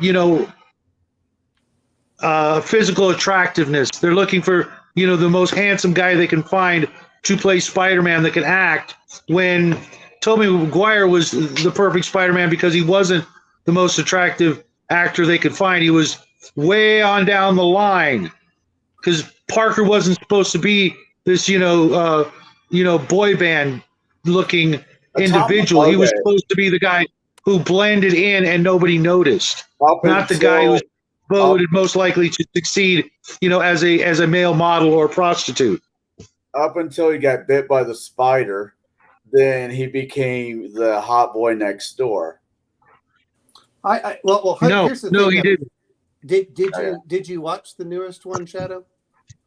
Yeah, not the very newest one, but I saw the one with Electro in it. Not Electro, Mysterio. No. This newest one, and I'm not a big fan of Spider-Man. I like the Tobey Maguires, the first two, not the third. God, this one, trash.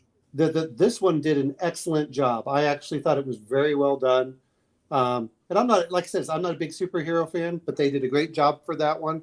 But yeah, for me, Lego Batman, I can't reckon. That's probably my favorite of the ones I've seen in the theater for a while. The No Way Home Spider-Man I thought was very, very well done. And then Dune I just enjoyed, and I thought they did a pretty good job with it. Moon Knight? What's that? Did you say Moon Knight? No, Dune. Oh, Dune, okay, good. Because Moon Knight they absolutely botched. I didn't even have to watch it to know that they ruined possibly my favorite Marvel character. Oh, okay. Other than Doctor Doom.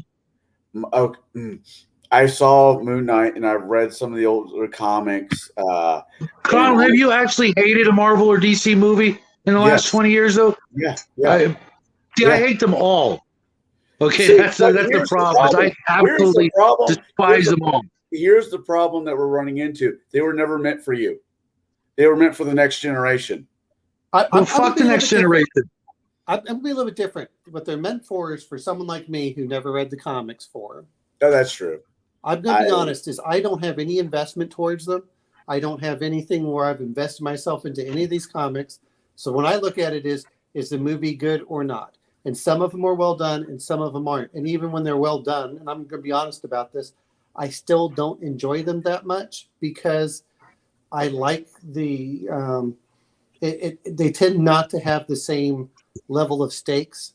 And, they're but I will say this much. Spider-Man No Way Home is an excellent movie. Just period for that is what I think. I like the fact they did the fan service by bringing people from the back, but they brought back all three of them that had played Spider-Man, and I thought they did a very good job for it. I'm not saying that, again, I'm not wed to certain characters one way or the other. I know people want to be purists, but I can't be. All I want to say Right, is but the thought, the concept that they could literally think, you know what, we're not going to make the movie for all the people who already shelled out thousands of dollars supporting the character in the past. We're going to say to hell with those people, and we're going to try to actually recruit a whole bunch of new people because all those old people already gave us their money. We want these new people's money is insulting beyond belief. If hold on, let me finish. If the story was good enough to copy it completely, and guess what? The new fans will still go out and watch it. Okay? But if it sucks so bad, why are you making a movie of it? No, because they're making a movie to change it so that they can make it something completely different because they weren't happy enough with just being fans. They now want to be masters and commanders of something they didn't create. That's just how things normally work after a amount of time. Yeah, I don't have to like it. I don't have to accept it. And I will rally against all of that kind of ideas because someday you'll be in my position thinking, you know what, this was good, but now they're changing it so much that I can't stand it to make it popular for this other group of people that don't like me and don't like the things that I like, and they want to make it cater to a bunch of people who don't even and never even heard of it before. But there's something that I followed my whole life, but now they're throwing that in the garbage to change it so that they don't have to pay those people anymore, and attract a bunch of people who wouldn't appreciate it, 6 months down the road, and they're going to kick the old fans to the curb. Someday you're going to be in that position. Yeah, but I'm going to bring it this way: a good story is still a good story, and then why not keep the good story? Not what I'm saying is most of the problems that I've been watching more recently is they attack the base, the people who love it in the first place, which are your people who buy all the merchandise and everything, like you said, and will come over there, and then because it's not a good story, people will go over and say, ugh, and so they're shooting themselves in the foot from that aspect because those stories were great for everything, and you can bring it in. And like I said, this is the part where I feel that there's so many have done wrong.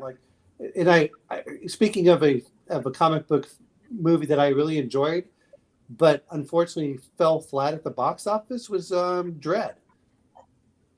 Oh God, Dredd was an amazing movie, and it's kind of like Judge Dredd, not the Sylvester Stallone movie, but the Keith, the Australian guy or New Zealand, wherever the hell he's from. Urban. Yeah, was a great movie. It was slow, it was drawn out, but they did all the right steps, and because it wasn't fast paced and didn't have witty one-liners, it just didn't go over well, and I think that's bullshit. I'm going to bring it a little bit different. My problem is that I came back from Afghanistan in October, and they released in September. I didn't even know it was out. They did a terrible marketing job on it, is my opinion, and that's why it failed. The whole John Carter of space, even Shadow said it is a great movie, and they just fucking buried it because they bought Marvel and Star Wars, and they're like, well, we're going to bury this. I'm going to bring it.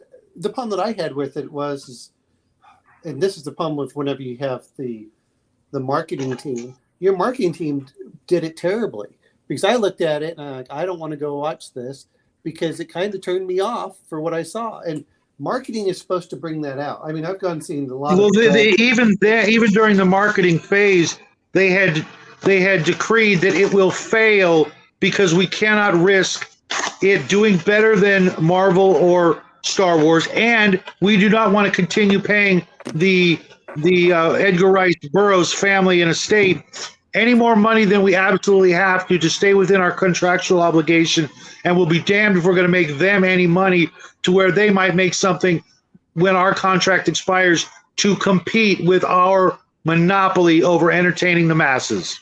Well, here's what gets me about it. It's public domain at this point. John Carter of Mars is public domain.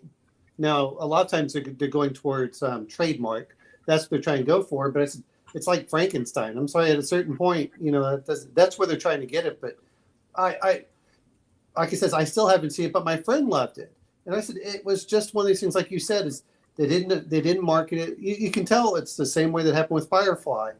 It's whoever was in charge sabotaged these things. I'm like, why would you do that? Yeah. I mean, going through the RPGs, and I know you talked about this on your channel about getting books. Sometimes I'm buying it just to remember what was going on, and because it does a really good job of giving a synopsis of what went on in the books. Mm-hmm. And that's part of the reason I enjoyed it. And then I said, oh, okay, that was about this. I mean, it's been almost 40 years since I read the books, but I remember devouring them in Tarzan, and it was I thought the most recent Tarzan was pretty decent too, but that I one liked got it. But there was almost no marketing for it. I'm like, what are you doing? You spend $100 million or more to make a film, and you aren't wanting to market it properly. And what gets me about it is they don't even do the Bible marketing well. I would at least be having, a lot of people go out there and say, hey guys, we want to do this. Will you just promote it? But that's the problem that I have with some of it is they want to hide it from the people who give honest opinions. And I said, well, yeah, but those are your biggest fans. Like I said, you don't have to I like listening to Angry Joe because I think that he gives a pretty good review for whatever he's doing. But I also know that he probably adds a point or two above what I would give movies. But I'm like, oh, okay. But at least he's honest and says what he likes and what he doesn't like. And like you said, there are too many that are getting paid to put stuff out. Or this is what's even more insidious. They don't like the subject matter, or they don't like the author, and they intentionally tank it instead of saying, is it a good movie or not? I don't have to like, people who write certain books. I don't have to like George R.R. Martin as a person, but I can say he did pretty good. He's a pretty good writer. Yeah, no, I don't disagree with that. I've enjoyed the hell out of the books. The books that came out so of late. He needs to hurry up and drop the last two, in my opinion. Stop. He's not gonna. He's already said he's not gonna. He's actually he said he's about 70% done with the second to last book. I expect there to be 6, not 7 books when everything is said and done. He'll be dead before he finishes off the 7th book. Here's I don't know if you guys listen to Critical Drinker, but he's an author too. And what I like about whenever he talks about it is that you need a good editor to rein you in. And the problem is George R.R. Martin is too successful to get an editor to say, George, you can need to rein this in. If I was the editor for George Martin, I'd say, okay, here's what you're going to do. All these little side characters and everything, you have them leave, and when you want to bring them back in, you bring them in, and then you can write novels or short stories about their little adventure over here or their little adventure over there. But what gets me about George R.R. Martin is he's written what, more wild cards and background. He's like tries to do everything except actually work on the book he's supposed to do. He has the same problem as I think this is my opinion. I could be wrong, but I think he made a world. He made a big world that he wants to spend as much time as he can in, and he's got the same problem that Tolkien had. Or Tolkien, I can never pronounce the guy's name right. Yeah. Where, all right, my world is so damn mass. I'm gonna keep writing and writing and writing and writing and writing and writing. And hopefully once I'm done writing, I could push it all together and make a book. But no, I could tell about these people at this time or whatever. And I think that's what bites him in the ass. I'm going to bring a little bit different. George R.R. Martin doesn't know how to finish the book. I think that's part, like, he knows how it ends. He doesn't know how to condense it to get there. And, his first book, I mean, he's talking about this one being 1,500 plus pages. And at a certain point, you need an editor to come in and say, okay, George, here's what we're going to do. This character's going to disappear over here. You just simply said they leave, and you don't have to write their whole story over there. You can come back later and write a little novel about that one. And then that's what I'm saying is he needs a good editor that will focus him, laser down, and say, okay, here, give me your outline, and show it. And to be fair, I think part of it came down to is once the Game of Thrones ended, and considering how bad it was received, and to be, and that's because it was trash. The last 2 seasons were trash, absolute trash in writing. I have never seen such bad writing in my life. Well, that's not true, but yeah, I understand. I mean, you listen to it, you're like, what is going on? And they're trying to flesh it out. And the writers for that HBO show wanted to do Star Wars. Oh, we want to do Star. No, if you finish up whatever you're doing, people will follow you wherever you go. But if you half-ass it at the end, no one wants to deal with you ever again. And that's part of the problem they had. But I think that once that occurred, George R. R. Martin's impetus to finish before the series did just went away. And then he's just like, oh, I don't care. I'll go do something else. And it's a disservice for all of these people who love the series. Right. Well, go ahead. Sorry. I was going to say the person who's the company that is doing like in House of the Dragon. Whoever is doing House of the Dragon is not the same people who did the original one, the Game of Thrones series. I've noticed. There's a show on Stars, Outlander, I think it's called. Yeah, my ex loves Outlander. And it kind of really not really follows the book, but as of yet, they haven't really shit the bed. And as long as, and I'm thinking, as long as you don't shit the bed too bad, you can almost get away with anything, especially in TV. And I wouldn't be surprised if that Outlander outruns Game of Thrones on the series level of the amount of season it gets, because the writers are taking the source material, changing it enough for TV, and that's the other trick. You got to change it enough for TV for it to actually work, without saying to the writer, "Fuck you, I don't like what you're doing. We're going to do something else." And those are, and we'll see. I've heard everything good about Game of Thrones, or not House of the Dragon, or whatever the new one is by HBO. It's been hard for me to get into a lot of this stuff. I'd rather talk to you guys. I'd rather go listen to. I mean, I hate saying it for the political stuff, is listening to everything going on in the Ukraine war. I'd just like to go back to normal, where I don't have to care about the rest of the world and being the ugly American. It's like, guys, just stop. But other than that,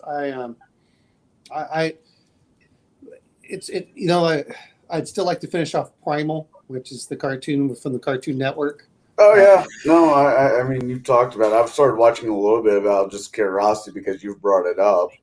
I'm not saying it's the world's best, but it's kind of cool. I enjoy it. I've seen worse. Hey guys, I just came back to let you know that I have to go. My tablet literally has kicked me off because I forgot to charge it while we were talking the whole time, which is something I've never done before. So I'm literally at 1% right now. So which I didn't even know I could get back on with 1%. But I will talk to you guys later in the week. But I don't know how long this is going to work. So I have stuff I have to use my tablet for pretty soon, because I got another video with the sun in an hour or two, or however long it takes me to charge my tablet up so I can pull out my memory card safely. So you guys have a great week. Thanks for having us on, and I'll talk to you guys real soon. All right, take care, Shadow. Later. You too, guys. Bye. Well, I mean, but some of it is like, oh, okay, let me go watch it. Okay, let me go watch this film again, because I haven't seen stuff in a long time. Yeah. It's sometimes just like reading an old book. It's like, oh, well, let me go back and reread this. Or, I know Shadow did this, where he did the Vancian, which I never read the stuff about that. Conan, I've just finally been getting into because I like Conan, the way that Robert E. Howard writes. But I never did that as a kid. I would go for this. But to be fair, I was a sci-fi kid. I wanted science fiction first, and my fantasy I didn't want to read about as much. I'd rather really read real history than fantasy history. And if I was going to read fantasy, then I was just like, well, just let me go write. Let me just go grab my D&D book, and I can make my own story. I don't have to go read about it. Speaking Right. of which, no one mentions this, but for a book, what surprises me is that they have not made a film called Tariq, which was the main character is black in the fantasy, and I thought that was very well done. I had that read to me when I was probably about 7 or 8, and it just seems like that they act like there are all these stories, but they don't want to actually pay for any good stories. Did you see RPG Elite's thing on why there are very few blacks in the role playing community? No, but I've heard a conversation about it from Max. I might have to check it out. It's interesting for reading for what he just went over a couple days ago, talking about a lot of it has to do with education and the lack of literacy and math skills based off of standardized tests. And I said, oh yeah, that's the problem I have with public schooling. Is that it seems nowadays they're less worried about trying to make sure that kids can actually read and write, and more interested about pushing some, oh well, we have to do this. Like, if your kid can't read and write, it doesn't matter. It's about testing, not actually, testing was whoever decided, we're going to start judging schools by the grade of testing. It just needs to be shot. It ruins schools. I mean, public schools have always kind of been a hit and a miss just because of the areas some of them are in. But when you make it where the only schools that test, in the high 80% gets all the money, that screws all the other kids, because the places that score the less should probably get the more money to make sure those kids get everything that they fucking need. Well, see, and now I'm a big voucher person, which is if the schools are failing the kid, the money should follow the kid, not the school. But because as not that it was so bad, but I noticed in Chicago, I was a lot of people I worked with were upper middle class, and either they were praying their kid would get into one of those magnet schools, or they would either pray that they either get the magnet school, or they would pay for private school, or they would go move over where, and get like a $600,000+ house so they could be in a good neighborhood to get to a good school. And I went, that's what I found with a lot of people. And I just went, wow. You have a family member that you can use their address for your kids so they go to the better school. Yeah, well, that's what I mean is, you're doing all this stuff. And so, but I what I thought was interesting is I went to Cambodia. You want to talk about poor kids? I mean, we're talking poor kids. And those kids would probably walk 2 miles one way to school and 2 miles back. And they said there was no air conditioning and it was like 95 degrees in there. And I said, oh, damn. I said, it's so much has to do with the parents. It's hard if you're a single parent to actually force your kid to do that. Oh God, yeah. It's a little bit easier now. My son's older, so when I get him, I can make it. I can make him do his homeschooling away. But RPG Elite brings up stuff like I saw. It's just it just amazes me on the.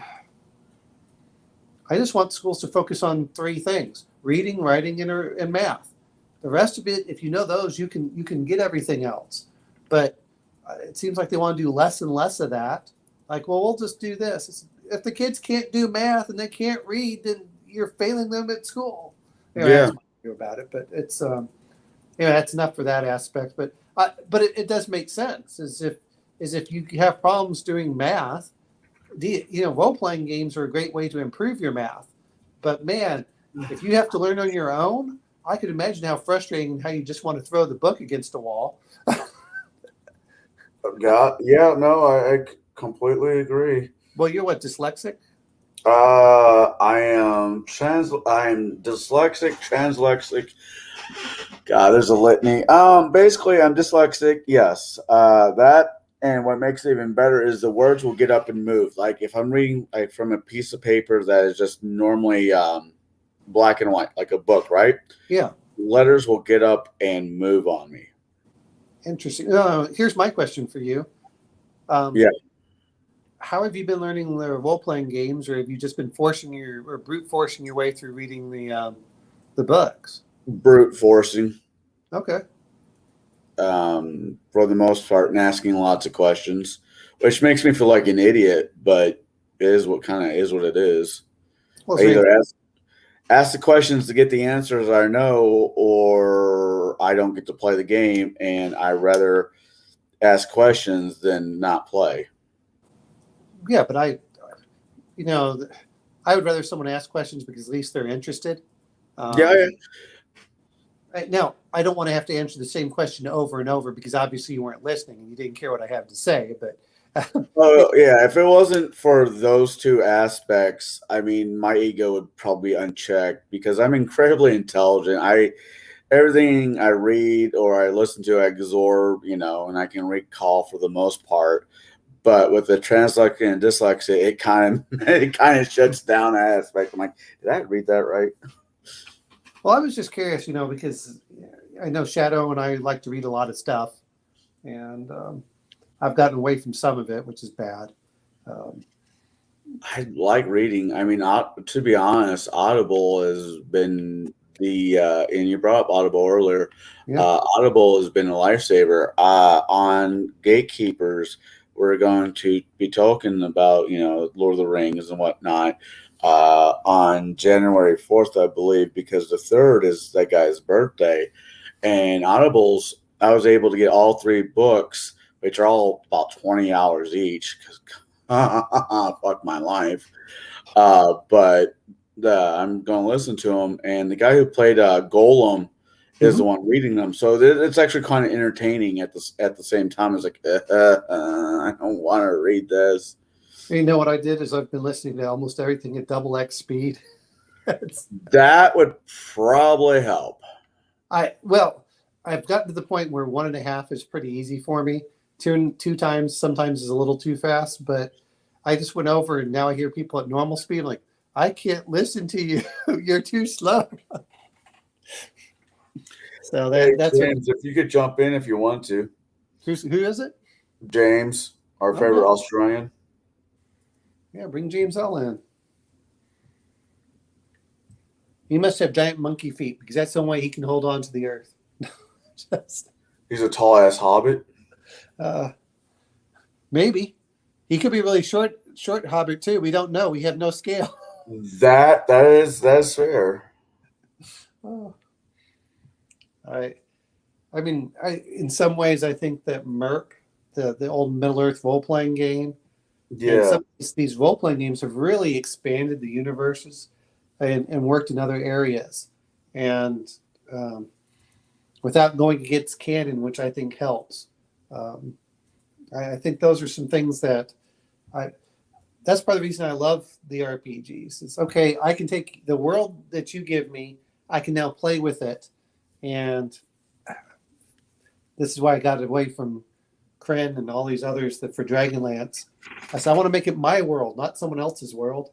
I don't care what the books say. oh yeah, no, I get that. Let's move forward from here. But no, going back to Spider-Man really quick, I liked it because realistically, in my opinion, between Toby, Andrew Garfield, and Tom Holland, yeah, I think you just get 3 different sides of the Spider-Man personality. Where I think Andrew Garfield was a great smartass for Spider-Man. The other two. I never saw his stuff. I only saw the like two of the ones with Andrew with Tom Holland. The first, but I will say this much: as much as we complain about all of the modern politics, they left that out of this new one. I got none of that aspect. And I was like, what was her name? Which no one Mary- liked. Sedania, or whatever her name is. Oh, his real life girlfriend. Yeah. Is it real life? I don't know. Anyway. Oh yeah. I thought it was kind of funny. Anyway, I thought she was actually tolerable when she wasn't in the original that she was in. And I know what Shadow's coming down to. Well, they're going to ruin everything. Yeah, I know, but I also accept that some things change, and I don't mind if it's well done. I do, it's just like when they were, what was it? Alan Moore was rebooting Spider-Man and a few of the other, not Spider-Man, Right. Batman. Where he rebooted some of the Batman stuff. Oh yeah. I'm like, oh, okay, I don't mind that. Redo it if you're going to make it. But the first thing is you have to love the characters, and you have to respect them, and you can't change them up just because you want to tell your story. You want to say, okay, I want to make a grittier version of what would happen with Batman here, and the characters still feel the same, even though they move from they may do a different timeline or a different world or a reboot. Right. If you, and this is not a slam really towards anybody, it's just my overall opinion. If you go into a movie already thinking that you're not going to like it, then don't go, because the movie can be amazing and you're still going to walk away thinking the movie was a pile of shit. It's hard for that. It's one thing to go, okay, I'm going to watch it on the television for this. And some movies do surprise me, but yeah, I'm not. I know that was my problem when The Lord of the Rings came out. I had to watch each movie twice. The first time I had to go in there with all my expectations and everything else and see if they had destroyed it. And then the second time, and I said, okay, they still got the core concepts. It may not be 100% identical, but they got the core characters and everything else right. And so the second time I went to go see it, I was like, I can sit back and enjoy it and not have to think, did they screw this up? Did they screw that up? Did they screw this up? I think they, and that family is, historically known for saying, oh yeah, we agree that you can use the book to make a movie, but you can only use this bit, and this bit. But what? Yeah, we don't want you to use the entire book. We only want you to use this. It's kind of how reason why was it Ring of Powers kind of did what it did. I don't think it was a horrible series, but at the same time, the family is like, well, you can only use this material. Well, what got me about this is, I like reading some of the things in there, and the appendix is one of my favorite parts of Return of the King. Why do you have to pick iconic characters in there? To me, I would rather etch out adjacent characters. To get butts and seats. Well, but you're not. The thing is that all you get, the people who aren't huge Tolkien fans really don't know these characters anyway, and the people who are huge fans are going to get mad if you change them up from their core concept. I would rather you do something adjacent. Well, to be fair, like House of the Dragon right now, you're picking characters that are away that people don't really know about, and I think that would be much better. They're not iconic characters. If they had done in Gondor, and I say Gondor because they were fighting with the Southerners, you could have put in, because all the multi-ethnic groups. No one would have said a word. Not only that is you would have expanded the universe, for that, for Tolkien, and you could have used some of the basic concepts, but you don't have to do, they always want to throw in this fan service and say, well, just stop it. It's just like, I heard that, they're getting rid of Henry Cavill now from The Witcher. Yeah, I actually don't mind or care.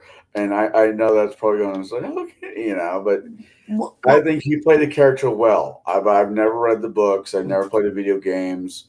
And he wants to go be Superman. No. I think there's, but what got me was that the writers said they didn't like the source material. If you don't like the source material, get the hell out and go find a writer that does. Because it shows when you're, for Peter Jackson, his wife at the time or whatever, they sat around and they would, do the Elvish aspect, and they wanted everything really, they wanted to make it, we're going to do honor to Tolkien's work. And these people are just like, oh, we'll just take a big franchise and we'll throw a lot of money at it. Who are you appealing to? You're not appealing to the old fans. And the new, whereas a good story will have a good story. And I don't know about you, but if it's a really good thing, I'll bring my friends or my family to it. It's the same way for Star Wars. I try to drag people to go see movies with me all the time. I just normally get no takers because, well, I got to go home and be responsible, blah, blah, blah. And I'm like, okay, if you don't want to see the movie, you don't have to see a movie. But at the same time, can we hang out at some point? Well, I'm like, when did you just become old and boring? You know what I have to laugh is my archaeologist friend. He was going through and he likes to entertain, but he wants everything perfect. And he has a daughter who's, well, she's a year old technically, but she was a preemie. So she's about 9 months developmentally, right about where she should be. And he is just like, I'm doing this. And it's so hard being a parent. And I went, dude, we can hang out. He says, but I don't have everything. I said, stop worrying about entertaining me. I'm coming over to see you. We can do so, your daughter's fine. I said, look, I'm a dad. I know what it is. And then at one point it's like, hey man, let's go over at the park. And so he's like, so I was, we'd walk around and he was pushing the stroller, because his girlfriend was over at, I think she was at a conference or something. So he was, so he was home alone all week. So, don't worry about your daughter. She's fine. We'll hang out. We'll do other stuff. I don't understand why people look at it as, well, I have kids. I can't go anywhere. You know what? Yeah. I have kids too. I don't care. I enjoy having kids. The only thing I had to do was make sure she didn't eat my phone. Other than that, we were good. How go to a net neutral place. Park is a good place. Kids can go be kids, and you can sit and enjoy a conversation with somebody. Well, then when you bring them back, we did that, and she, then it was about, then starting to get ready for her, to go to bed. I'm like, well, that's fine. So he's just holding her while she's kind of falling asleep, and we're just talking, and that was a good 6 hours. I don't understand why, everyone talks about adulting. No offense, I'm kind of a bachelor because I live alone. I don't mind kids that much, unless they're bad kids, but that's a whole separate issue. Right. Yeah. I like my kid. I try to drag my kid to as much stuff as I can. Well, my son has decided he wants to disown me effectively. So he always hides out. But he's a pretty good kid overall. Is he still with you, or is he going back to dear old mom? He's back with his mom. I get him in a week because my parents are coming up. Or coming. He's with you until he pisses her off again. Yeah. She sent me something. He says he's starting to get an attitude. I said, well, did you see if we can get a refund from the store? And she says it's too late. He doesn't like that. He's like, well, I don't think so. And I said, oh, really? You don't think so? I said, and I'll show him the text messages between his mom and I. And she'll go, oh. And I said, all right, you got to get in. You got to get in there, and you don't have to like it, but I do work, and while she works on the farm, he can go run around. But look, I have a schedule. You got to follow. You have to deal with my schedule. So, oh God, yeah. You have to go to bed early. You have to do this. It's not Mr. Fun Playtime all the time, and he likes. I wish it could be, but it's not. Like what Shadow has with his son is awesome. That's really cool. I mean, I think it's really novel. You don't normally see that as much anymore as you used to, and I think it's really cool. They're very much two different people. Oh yeah, which I think is great. Yeah, it's funny listening to Shadow and then listening to Jack. Because Shadow's kind of takes, I do find that funny, and my son gets mad at me for doing stuff. I just feel like I have no free time. I'm like, well, you can go walk outside and go do something. I don't want to. And don't blame me. And, but I'm here to raise you, not entertain you. I tell them my job is to get a functioning adult by the time you're 18. It doesn't mean that you're perfect. It just means that you can function as an independent human being by the age of 18. And if you don't like that, that's tough. He's like, well, you're scaring me. I said, it's tough being a man. Suck it up. Tough. I mean, it's not even a man thing. It's just everything's tough right now. Shit. I don't think it's any easier to be a teenager now than it was when we were kids. I think they very much go through their own shit. And high school is so much of a fucking drama, and if you're not the atypical kid, normal, whatever, and depends on what state you are, then you're going to be out, kids will pick on you because, well, you don't play football or you don't watch baseball or ... you dress weird or, what the fuck ever. Well, that was me in middle school. In high school, I got along really well. So I had no problems in high school. Right. But but middle school, God, I got picked on so badly. But mentally, it made me pretty tough.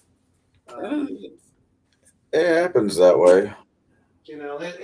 But I was never a jock. I was the nerdy kid, and who was way underweight, who was too tall for his weight. I've gained. Here's the sad thing: I've gained 70 pounds since high school. Actually, it's almost 80 now. I wish I could say the same thing. Well, and right now I consider myself as average weight. That's what gets me about it. I consider myself I could lose a few pounds, or let me rephrase, I could lose a few pounds of fat, and if I could turn that all into muscle, I'd be happy. But overall, I think I'm a good weight. But yeah, you're right. It's that just tells you how skinny I was at that time. Here comes the sex bots. Uh-oh. You've made it. I know. Block user. All right. Where's James L? I thought he was going to be on. No. Yeah, he's hurting, and I don't. If I was hurting, I probably wouldn't be doing this either. No. But I am going to go ahead and cut the show. We can stick around and talk in the background, but I'm going to go ahead and cut the show. I want to thank everybody who was in chat tonight. James will have to hang out. Everybody on the panel, thank you for hanging out with me tonight. Omenau, you're always great. I love having you on the show. I love the conversations we have. Even if they bore Jack. And do they bore Jack? I can't tell. Probably not. I'm just picking on the kid for later on. But everybody out there, have a safe Halloween. Don't worry about your kids. No one's going to give them edibles because that shit's way too damn expensive. And happy Halloween.